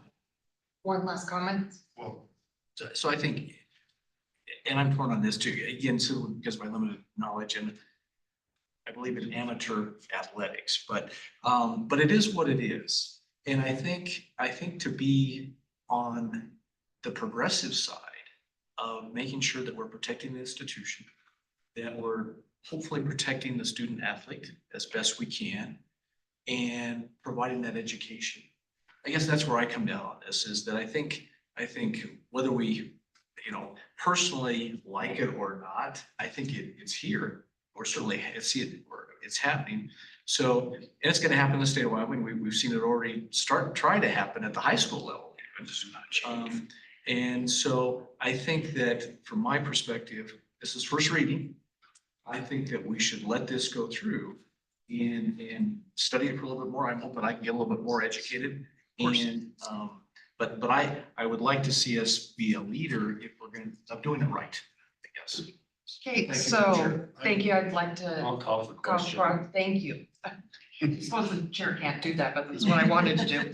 Okay, so we have a first and seconded about to approve this first reading of this policy of name, image, and likeness. All those in favor indicate by saying aye. Aye. Those opposed, say nay. Okay, motion carries. Thank you very much for your time. It's great Can I make points. a point? Yes. I agree with the spirit of the discussion. That's what it is. Yeah. I love that. Yes. We may not agree, we may disagree, but I appreciate the spirit of discussion. And I'm not trying to cut the umbilical cord too early, so if we haven't had enough time, but in the Don't. spirit of time management, No, I appreciate all allowing, I that. don't want anybody to feel absolutely cut off, but I do appreciate the discussion, and that's probably one of the best discussions we've ever had. Mr. Bush is tired of waiting. Mr. Bush is tired of waiting, so. He doesn't know how controversial security cameras are gonna be. Oh, yes, he does. Oh, yes, it does. All right. That, on the other hand, I can back up. Hold up on my phone. All right, will you please join us at the podium and have bravery to present your policy. All right. Good afternoon, Madam Chair, Trustees, President Oberlander. I was kind of hoping Jamie wore you all out a little bit. Good night. I do like that too, the discussion, frankly, I think there's not enough of that sometimes. But I'm bringing two policies forward today. The first 3,000.40 surveillance cameras. This was a priority from leadership here when I came on, and I put together a security camera committee. Some of the members are in the room today. I think they've done a very good job. And in the second paragraph here of the policy, what we've worked very hard on is balancing safety and security of the college community with privacy interests of those who are on campus. And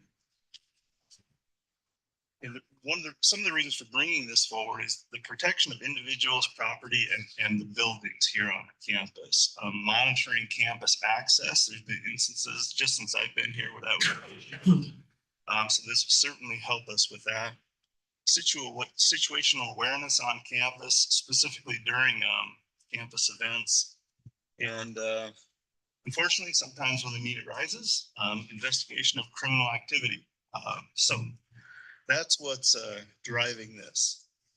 The security camera committee did work amongst ourselves. We had questions which we ran through law enforcement, clarified for us. They have put together this policy, procedure, a video request form, and we have an RFQ, request for qualifications, that's ready to go when the budget's approved. We have worked to build this into the budget. We have proposed a 3-year process. This next fiscal year would be external cameras first. The following 2 years would be internal cameras. That's a little bigger cost, so we broke that up over a 3-year period here. I think we're in a good place to bring this forward, and I guess I'm looking for any comments or questions, changes you might have. I'll do my best to answer them for you. I move to approve policy 3000.40 surveillance cameras. Okay. This has been moved by trustee Anderson and second by trustee Palmer. To approve the first reading of this policy for surveillance cameras. Discussion, trustee McGrath. Chair Wasberg, my question, I personally am heavily in favor of this. I know I have cameras on my own building at my office and they've been used for somebody vandalized my building and, you know, we were able to find the kid and I have them on my home. My question is, you were worried about this being a hot button topic. What is the negative side to having, especially external cameras around the campus? Or it seemed like to me, maybe there was some negative to this. Am I wrong? Mr. Wasserberger? Yes. May I think Chairman Wasserberger was just Okay. adding like, oh, trustee Anderson, sorry. I was Just being asking like. facetious. Okay, good. Then I didn't catch on to the facetiousness. I apologize. Which, great. Facetious is probably not appropriate in a board meeting, so. No, I am very much for it, trustee. So, I mean, I just want I to. too was really wondering about I would what, add, though, that we have had those conversations because oftentimes when you bring surveillance cameras to campus, people begin to question, are you monitoring our behavior? Are you monitoring? No, that's not what these are for. And so these really are to the point that Mr. Then Bush has. I would add to that, what happened at Cornell, as tragic as it is, it seemed to be one of the big things. They didn't have any cameras and they had and people really questioned how that was a thing and how, so. trustee Palmer. Madam Chair, a couple of questions for you. First of all, thank you for putting this together. Thank you to your committee for putting this together. But my question is, how long, maybe I should ask this question, but I'm going to ask anyway. So how long do you keep the recordings? So the standard of most higher ed, frankly, most organizations is 30 days. Okay. So we built that into the policy or in the procedure originally. We had to have some discussions at the cabinet level about that. Dr. Spriggs in particular brought up the need for a longer period of time to have these recordings for student conduct issues. It can take a while for those to play out.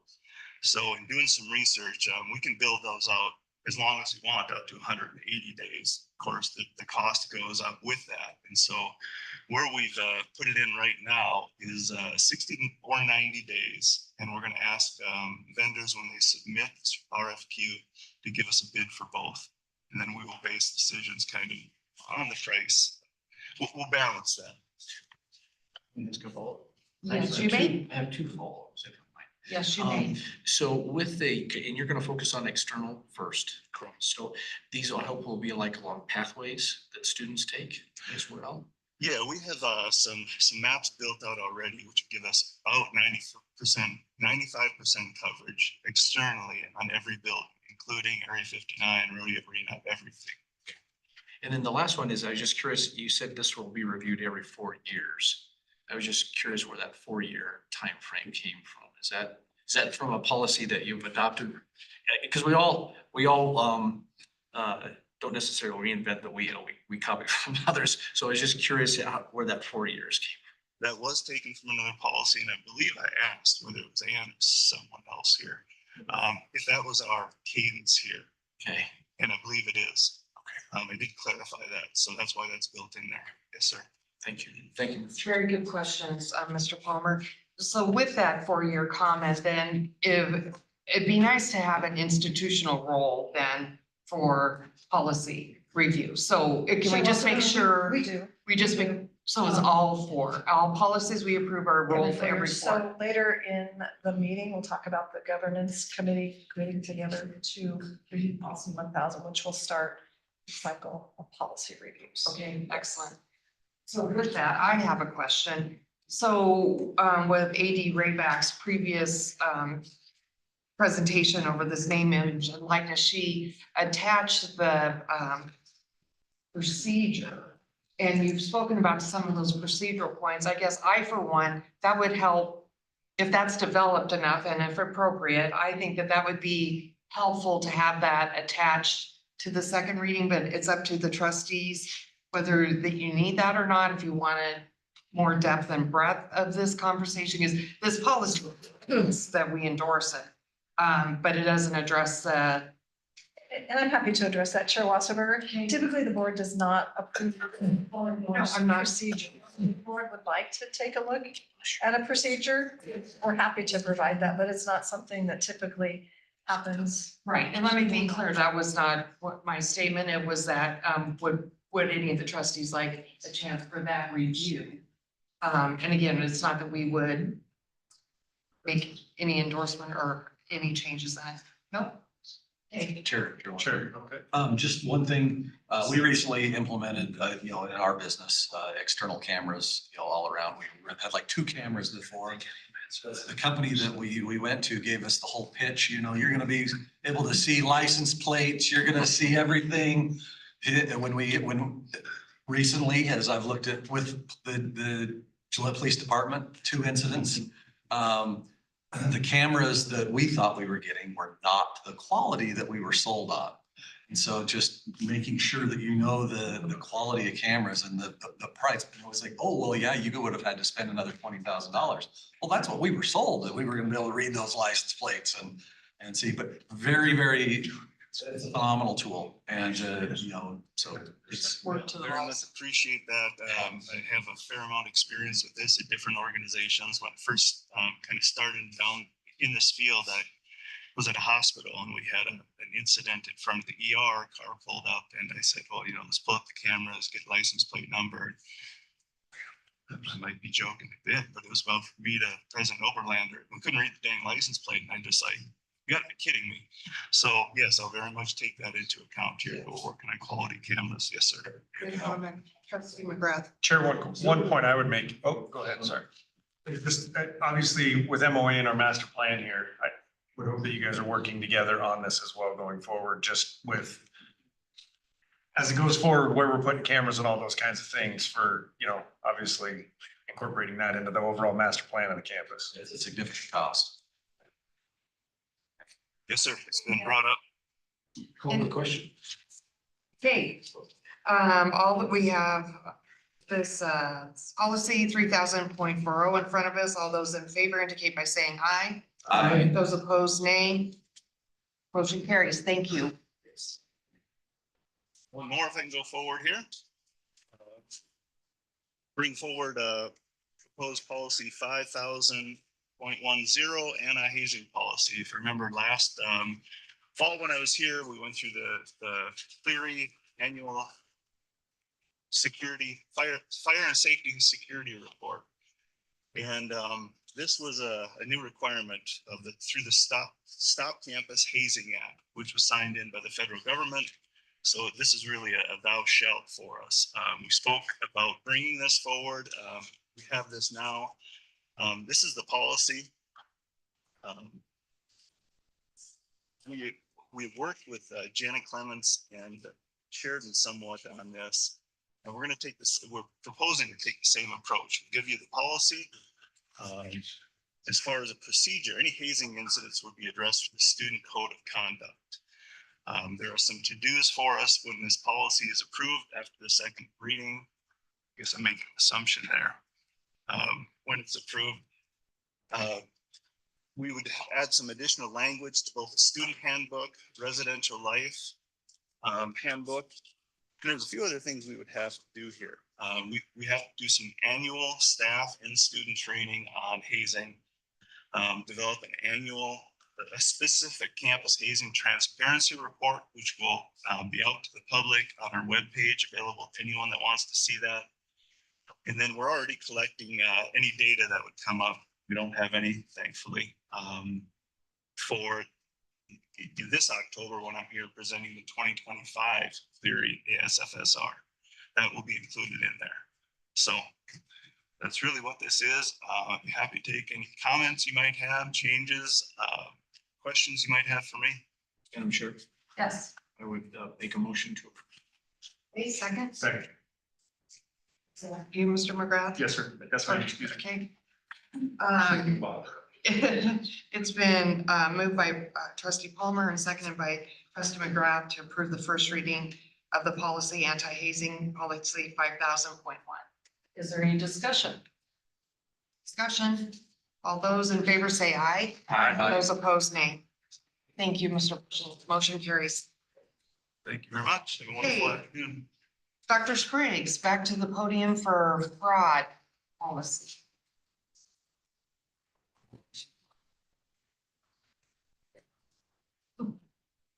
Chair Wasserberger, trustees. I bring before first reading for 4000.15 fraud. As part of federal compliance requirements, will be required to have a fraud policy. It's in front of you.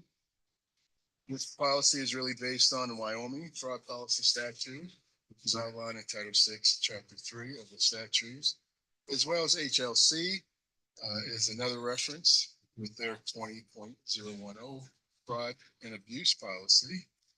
Department of Education with 20 USC 1097, as well as we've also examined the College Scholarship Fraud Prevention Act of 2000. This policy here, there'll be multiple procedures that will come underneath there, from the business office, from how we disperse, how we verify students in regards to prior disbursement of any type of federal or state aid. And it's really set forth for safeguards to ensure not only the students, which we have what we might call ghost students, okay, but also employees and other stakeholders are protected of their personal information, and ensuring that we are dispersing based on the strategies, methods, and the ways we should be dispersing based on the procedures that we'll set forth. Okay, excellent. So I would request a motion to move forward with the first reading of policy 4000.15 fraud. So move. Okay, I'll second. Williams and then Smith. So trustee Williams moves and trustee Smith seconds to approve the first reading of policy 4000. All those in favor indicate by saying aye. Oh, wait, discussion, sorry. Trustee Palmer. Getting so efficient. I just want to say thank you. Given the recent news reports that we've seen about ghost students in this country and taking advantage of funding, financial aid, scholarships, this was very timely. So I just want to say thank you for ghost students. And I'd like to say thank you to trustee Palmer for sending that article out and making us aware of it already. So thank you very much. Okay, any other discussion? Those in favor indicate by saying aye. Aye. Those opposed, nay. Motion carries. Thank you, Dr. Spriggs again. All right, Dr. Oberlander. Trustees, thank you very much. We are in the process of replatting what we refer to as the NZ property. You will, in your next iteration agenda item, you'll be renaming that new subdivision, but we do need your approval. Brandon Daigle is here to help explain that process. Marty Wolf was here, he just stepped out, but Brandon, since you're here, would you like to provide some or answer questions that the trustees may have? We're taking this down to 2 lots. It will help with permitting and as we move forward with building on that property. So Brandon. The 6 down to 2? Yes. I'm not sure if there's any exhibits in your packet. There is. Yes, there is. Okay, so there were 6 when you acquired the property, and we're proposing to amend it to just subdivide it into 2. That will give you the utmost flexibility along those parcels for the future development. As it relates to the master plan discussions that we've been having, gives you the flexibility within that parcel to do that. For the reason that the impetus of this is the building footprint of NZ occupies more than one parcel. And so we need to be able to replat at least that portion. And in conversations with the city, it made sense to do down to 2 all at once. You're not doing this later on another bill. Okay. So the NZ facility is what? A fourth of a lot? One whole lot. One whole lot. It's gonna take Plus. One Yeah. plus. So we'll still have a lot left. Yes. Correct. Yeah. Chair Wasberger? Yes. One question. In the building, does the retention pond have any effect on where it sits in the 2 lots, or the retention area, not pond, retention area? We have it within the northern lot. Okay. It's north of the property boundary subdivision of the 2 parcels. Okay. Yes. Trustee. You want a motion first or you want? Is it What was- clarification or discussion amongst the board Well, of trustees? I have a question. So Okay. I'll wait till the motion's been. Okay, would you like to make, I'll be happy to make. okay, Palmer and, I'll second. okay, and seconded by Anderson. Okay, is there any discussion? So, and this goes back to when we originally purchased the land from the city of Gillette. And they had a requirement that we had to do something on these lots, in so much time frame. And now that we're gonna take it from 6 to 2, does this impact that original agreement that we had? And so, because we're certainly moving ahead with the NZ building, but does that also mean that we still have a time frame that we have to move ahead with? What would be now the southern plat, or the southern parcel of this plat? I apologize, I stepped down from there. There are some key dates to keep in mind, so we cannot go through the submittal process without a name. Okay, we're hoping that name gets decided. Yeah, that's the next agenda Yeah, item. that's But the what next trustee, agenda. let me just provide clarification, Marty, what trustee Palmer is asking. In the original agreement with the city, when we purchased this property, we had to make improvements on it within, I believe it was 10 years. If we did not do that within 10 years, then the city had first right of refusal to buy it back. Does this change, does replatting this subdivision into 2 parcels instead of 6 satisfy that requirement? Or do we need to go back and rewrite that agreement? I'd have to review it, but we've had no objection from the city so far. They recommended we do this. Yeah, I would suspect. So, You almost Sure. did. Makes me a little nervous. so two points of clarification then question. perhaps. I don't remember that agreement saying that it had to be on all the lots. It just had to be going forward, which you're obviously doing with the NZ building. And then on the southern lot with the master plan, the plan is to relocate that sign, which is an improvement on the southern lot. So if they wanted, not that they, but that would be improvements on both lots at that point in time that you've now handled that, but you're already moving forward with a building, which it satisfied improvement. And I think that was for the entire property, was that it just didn't sit there for 22 years and never did anything. And that's how Would we benefit from having our legal counsel look into that? Chair Wasberger, I'm happy to have legal counsel take a look at that. Just time-wise, if we don't approve this today, it'll kick everything back probably by about 3 months. Yeah, 2 months. And what I would like is just this doesn't preclude me from approving it. Perhaps we can get something from City Attorney Sean Brown, that statement that this is qualified as an improvement It and. meets the requirements of what we originally signed. Correct. That's all I'm asking for is, because I can see where they would really agree that they're doing this, but that's a. Three city councils down the road devious didn't thought, agree. and I don't want Right, to have that. 10 years from now, we're gonna have different players Yeah. and that question may arise. So I think we absolutely need clarification of that. And I agree with trustee McGrath, it doesn't keep us from moving forward because again, it's first reading. No, this is final. I mean, final. This is it. Yep. Okay. It's a big I get agenda it. today. There's a lot of decisions being made. Madam Chair, I'm good with moving forward. I just posed the question and I'd like to get an answer. Okay. question. So if I put a HUD up on a second floor. All right.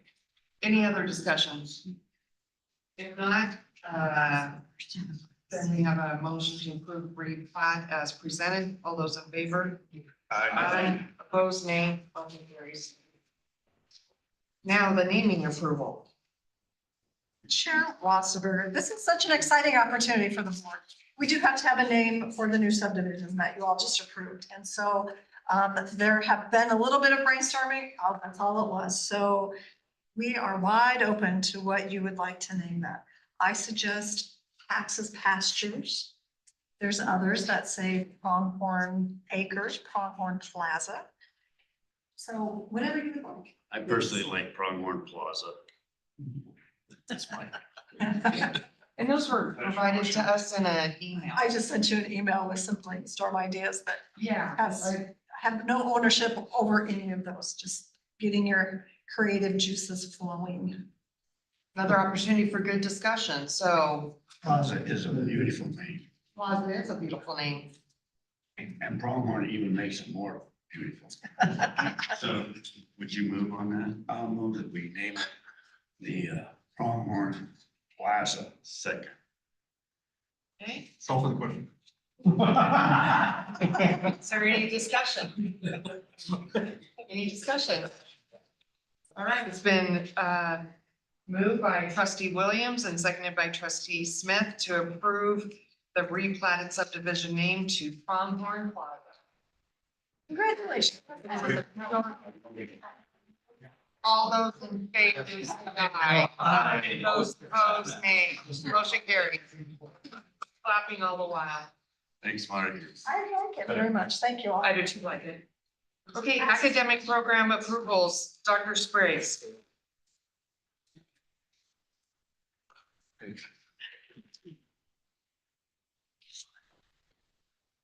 Chair Wasserberger, trustees. I bring before you 4 programs for academic consideration.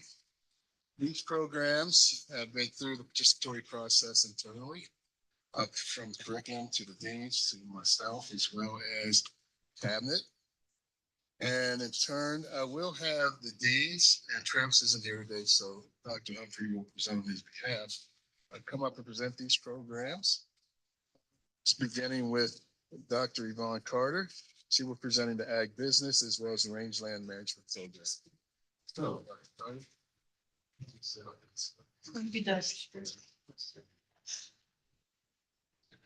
Good afternoon, Joe Wackenberger and trustees Dr. Oberlander. I have 2 programs that I am proposing that we start in hopefully 2028. So we have time for planning. So we'll start with land management. Let's start with rangeland management.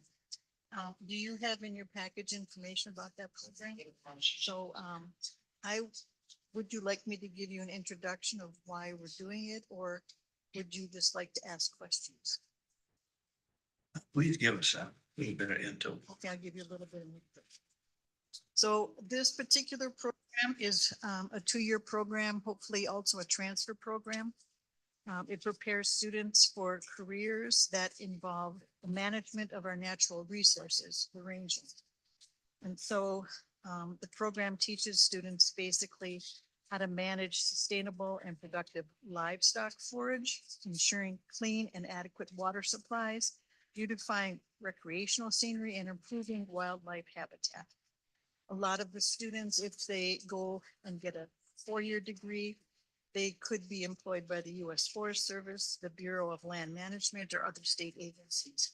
There are also jobs that are more entry level that people who finish their associate degree would be able to get probably in the area or the state. So that's my basic introduction about rangeland management. Yes, any questions for Dr. Carter? When I read through this is a carryover. I mean, several community colleges have it. This is a carryover from Northern Wyoming Community College. Yes, there are about 6 community colleges who actually have both of these programs. So we are just going to be another option for students to start the program here. Will this interact within the sciences and the agricultures like, It's, I'm sure we're gonna have to offer a botany program. Would that interrelate to? it doesn't necessarily do that. It's more of a management program, or although there are some courses that do have that, and those courses that are going to be part of this program are listed somewhere in this document. There's a list of new courses that we'll have. Right here, yeah, so agricultural, microeconomics, general biology, Yeah. with composition, college algebra, survey, natural resource management. And you are right, we could be able to add some electives as part of that. And electives are a little bit different because without a full menu of options, students would be limited to what we have, what we're able to offer. You do have to take chemistry. Chair Wilson, Yes. are you looking to approve these individually or all four together when we're done after? The we go through motion them all? sheet is to approve all of them together. Perfect. Yeah. Chair Wasserberger? Yes. Trustees, the exciting part about both of these ag programs that you're seeing today allows us to even expand our relationship with the University of Wyoming ag programs and ag department even further. And I know Dean Kelly Crane is very interested in that. We've met at least 3 times. We'll likely have another meeting here in the next couple of weeks to have further discussions on what that might look like. Just real quickly, and maybe this is a question maybe more for Trustee Smith and the president. Is this a program that we tried to get earlier and were told we couldn't bring it over to Gillette? That was, might have been more of a range management course. Okay. They didn't want us to have. So this is just a continuation of what Sheridan's offering, but it's gonna be on our curriculum. Chair Wasserberger, that's correct. We'll be capturing the students. That is Gillette College. Perfect. Gillette So College. my question would be, what is a forecasting for the enrollment? And we do have a forecast, starting with 12 students and then building every year from there. Which that's at the bottom of page 2, correct? This be a 3-year unduplicated Yes. headcount? Okay. Yes. Thank you. So with the core classes, obviously our staff wouldn't increase, but for the agricultural classes, it's how many positions are we looking at? We're looking at one new position. Just one. At this point, yeah. Okay, other questions? Okay, on to the next one if you'd like. And the next one is agricultural business. And this is also a program that is offered in multiple community colleges in Wyoming. And it combines agricultural science with business management principles so that students would be more familiar with food industries, operating and spanning finances, operation and marketing in any of the agricultural type areas. So some of the jobs that students could get, some as entry level and some after a degree, would be a rangeland conservationist. And you can see that there's some tie-in between both of these programs. They're a little bit related. Restoration coordinator, a natural resource specialist, a wildland fire specialist, wildlife management. They would also learn about managing basically farm or ranch operations, supply chain management. They could serve as an agricultural loan officer, where they would make the most money, commodities trader, financial analyst, agricultural marketer. And the same information that you saw in the rangeland management is presented in the order with the courses and the number of students. We're expecting the same number of students as we are for the rangeland management.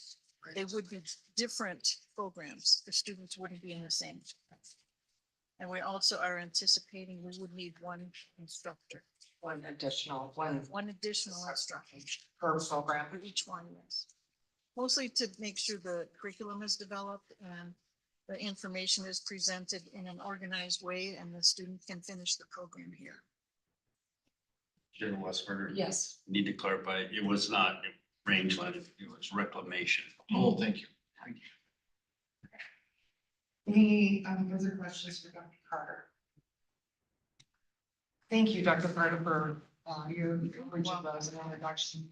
Chair Westberg, I would just say, Chair Durgan just mentioned they have about five, when he was there, they had about 5 people employed with a rangeland management degree at from UW. So Okay, the need is there. That's one mine.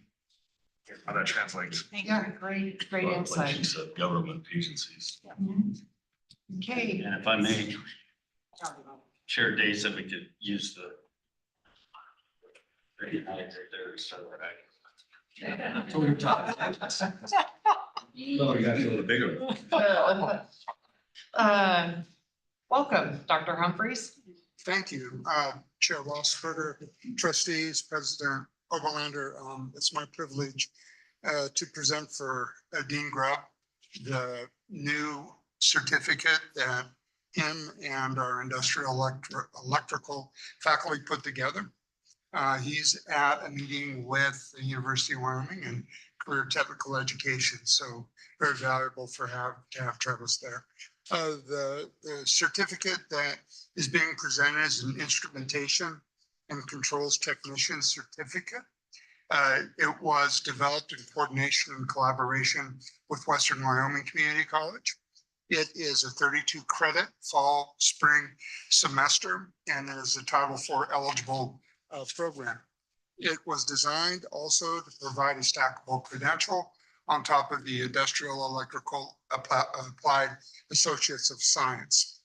The rationale for this program is to focus on a workforce demand in our region and our state, aligned to also the Wyoming, the state WIP priorities with an emphasis on mining, manufacturing, and advanced automation systems.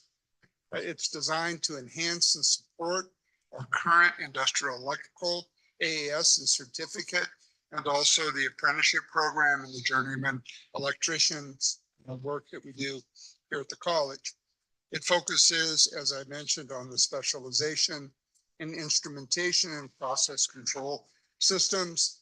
And I know Dean Grubb had worked and continues to work with anticipation of the nuclear energy, such as companies with BWXT and other companies coming into our area. The job forecast, based on the U.S. Department of Bureau of Labor Statistics, is a 10% increase in this over the next 10 years. So that's a significant amount of jobs that will be needed. The minimum salary is right now at a base of about $33 an hour or $67,000 annually. Equipment and program requests to launch this, an initial investment as noted in the proposal of about $400,000 for equipment, but we are confident if we receive the EDA grant and other private partnerships that much of that cost would be incurred in the grant. We will need additional adjunct staffing. Dean Grubb believes that we can accommodate the bulk of the courses with our current faculty, but we will need an additional 1 or 2 adjuncts to teach some additional courses.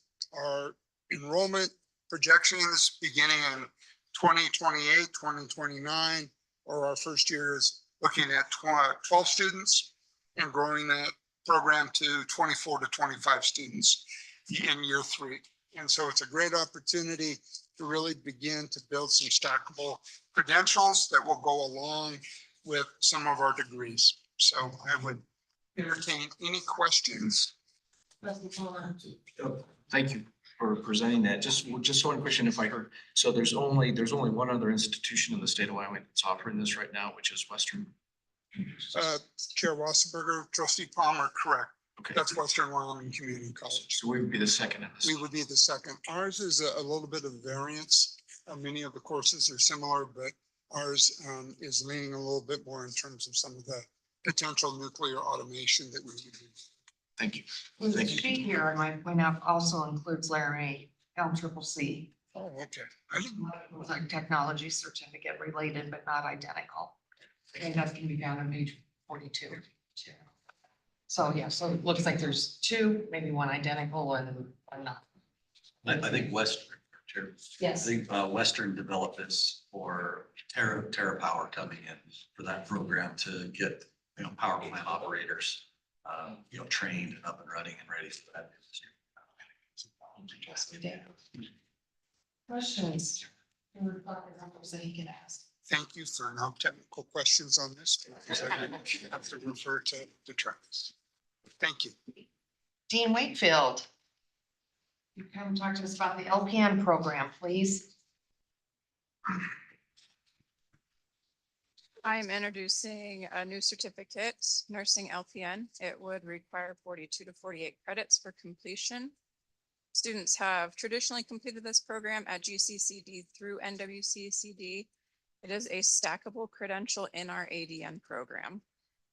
This certificate is not a standalone LPN program. It is an embedded credential awarded along the pathway to the ADN. That is important for our accreditation through ASIN. We are an accredited ADN program, but this is awarded along the way. It enhances student flexibility and workforce entry. This is our current model. There's no budgetary impact as there is no separate application process, faculty structure, or curriculum or accreditation track apart from the ADN program. Trustee Anderson. Dean Wakefield, we are not approving the ADN program now because we have to get certification through. We already approved the ADN, Oh, okay. that was the last 5. Okay. Mhm. So this, This is just approving the certificate after year 1 completion. That students that are ADN students can get their certificate for an LPN, sit for their LPN boards, and they can enter the workforce as an LPN at that time. But we do not enter students on an LPN track, if that makes sense. Yes. other questions? All right, thank you, Lindsay, very much. I would move to approve all 4 programs, rangeland, agricultural business, rangeland, instrumentation, and LPN. Second that.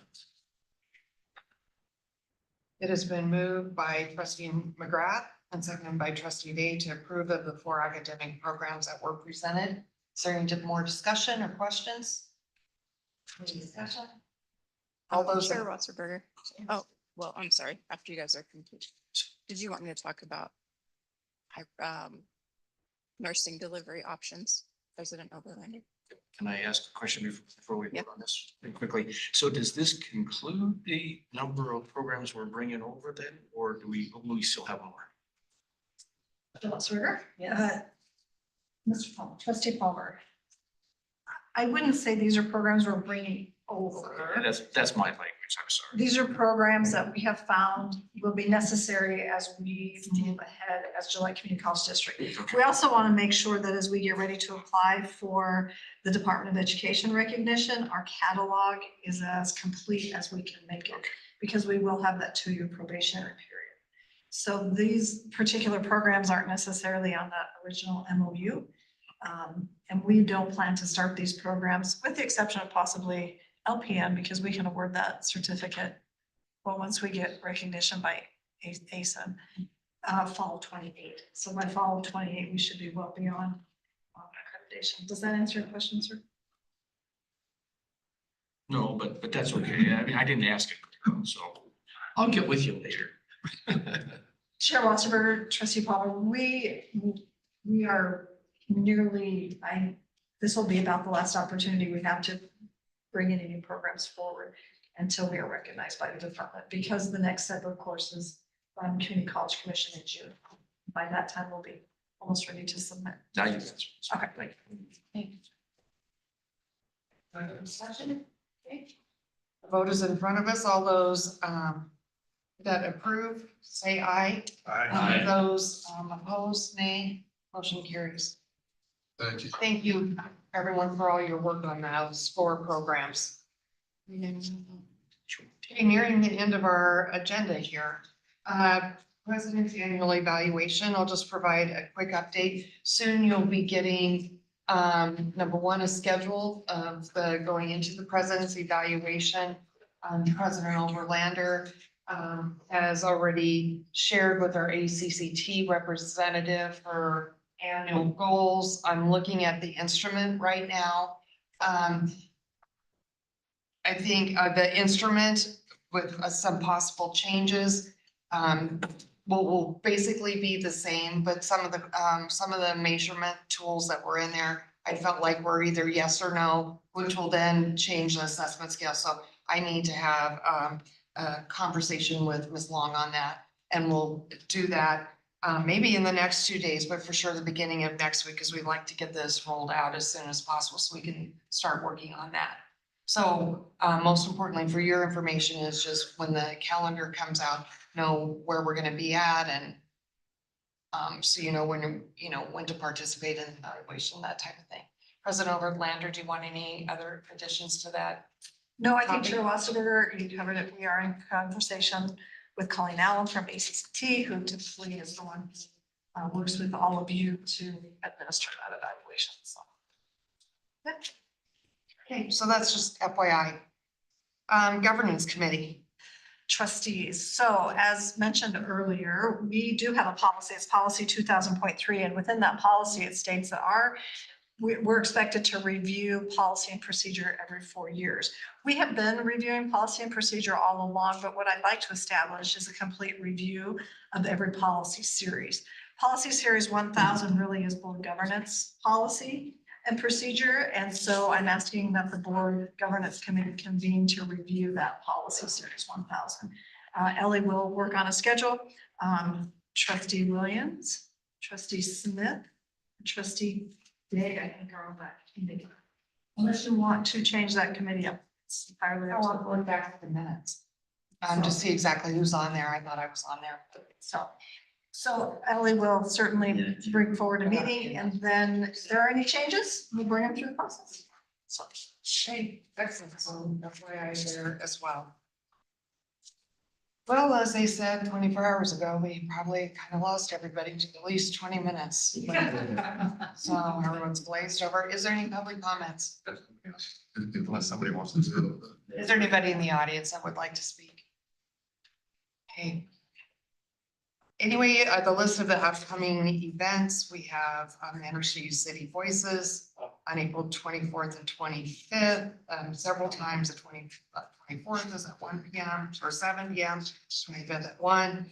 29th is the Athletics Banquet, April 30th, Involvement Banquet. I am not sure what that is. students, it's the student involvement banquet, so students who've been involved in clubs and organizations on campus. Okay. Then we have the Booster Club Golf Tournament on May 2nd. Collegiate Choir Concert on May 7th, May 8th, again. Ending ceremony at 1 for the nursing, and commencement at 7. Get your food selection into Ellie for food that night. We thank the administration for providing that to us. Dino Days is May 9th, and the Foundation Golf Tournament is July 31st. Sure, may I add? Our rodeo team is in Casper this weekend. And then their final rodeo of the spring is in Laramie the following weekend, and that will determine who goes to finals, the national finals, as individuals or as team. Hopefully, our teams will have 2 good weekends ahead. We wish them luck. All right. Yes. Is there board involvement with either of the banquets? Chair Wasserberger, Trustee Anderson, you're welcome to attend, but the board does not have an award that they, but you're welcome to attend. Thanks for the clarification. Anything else?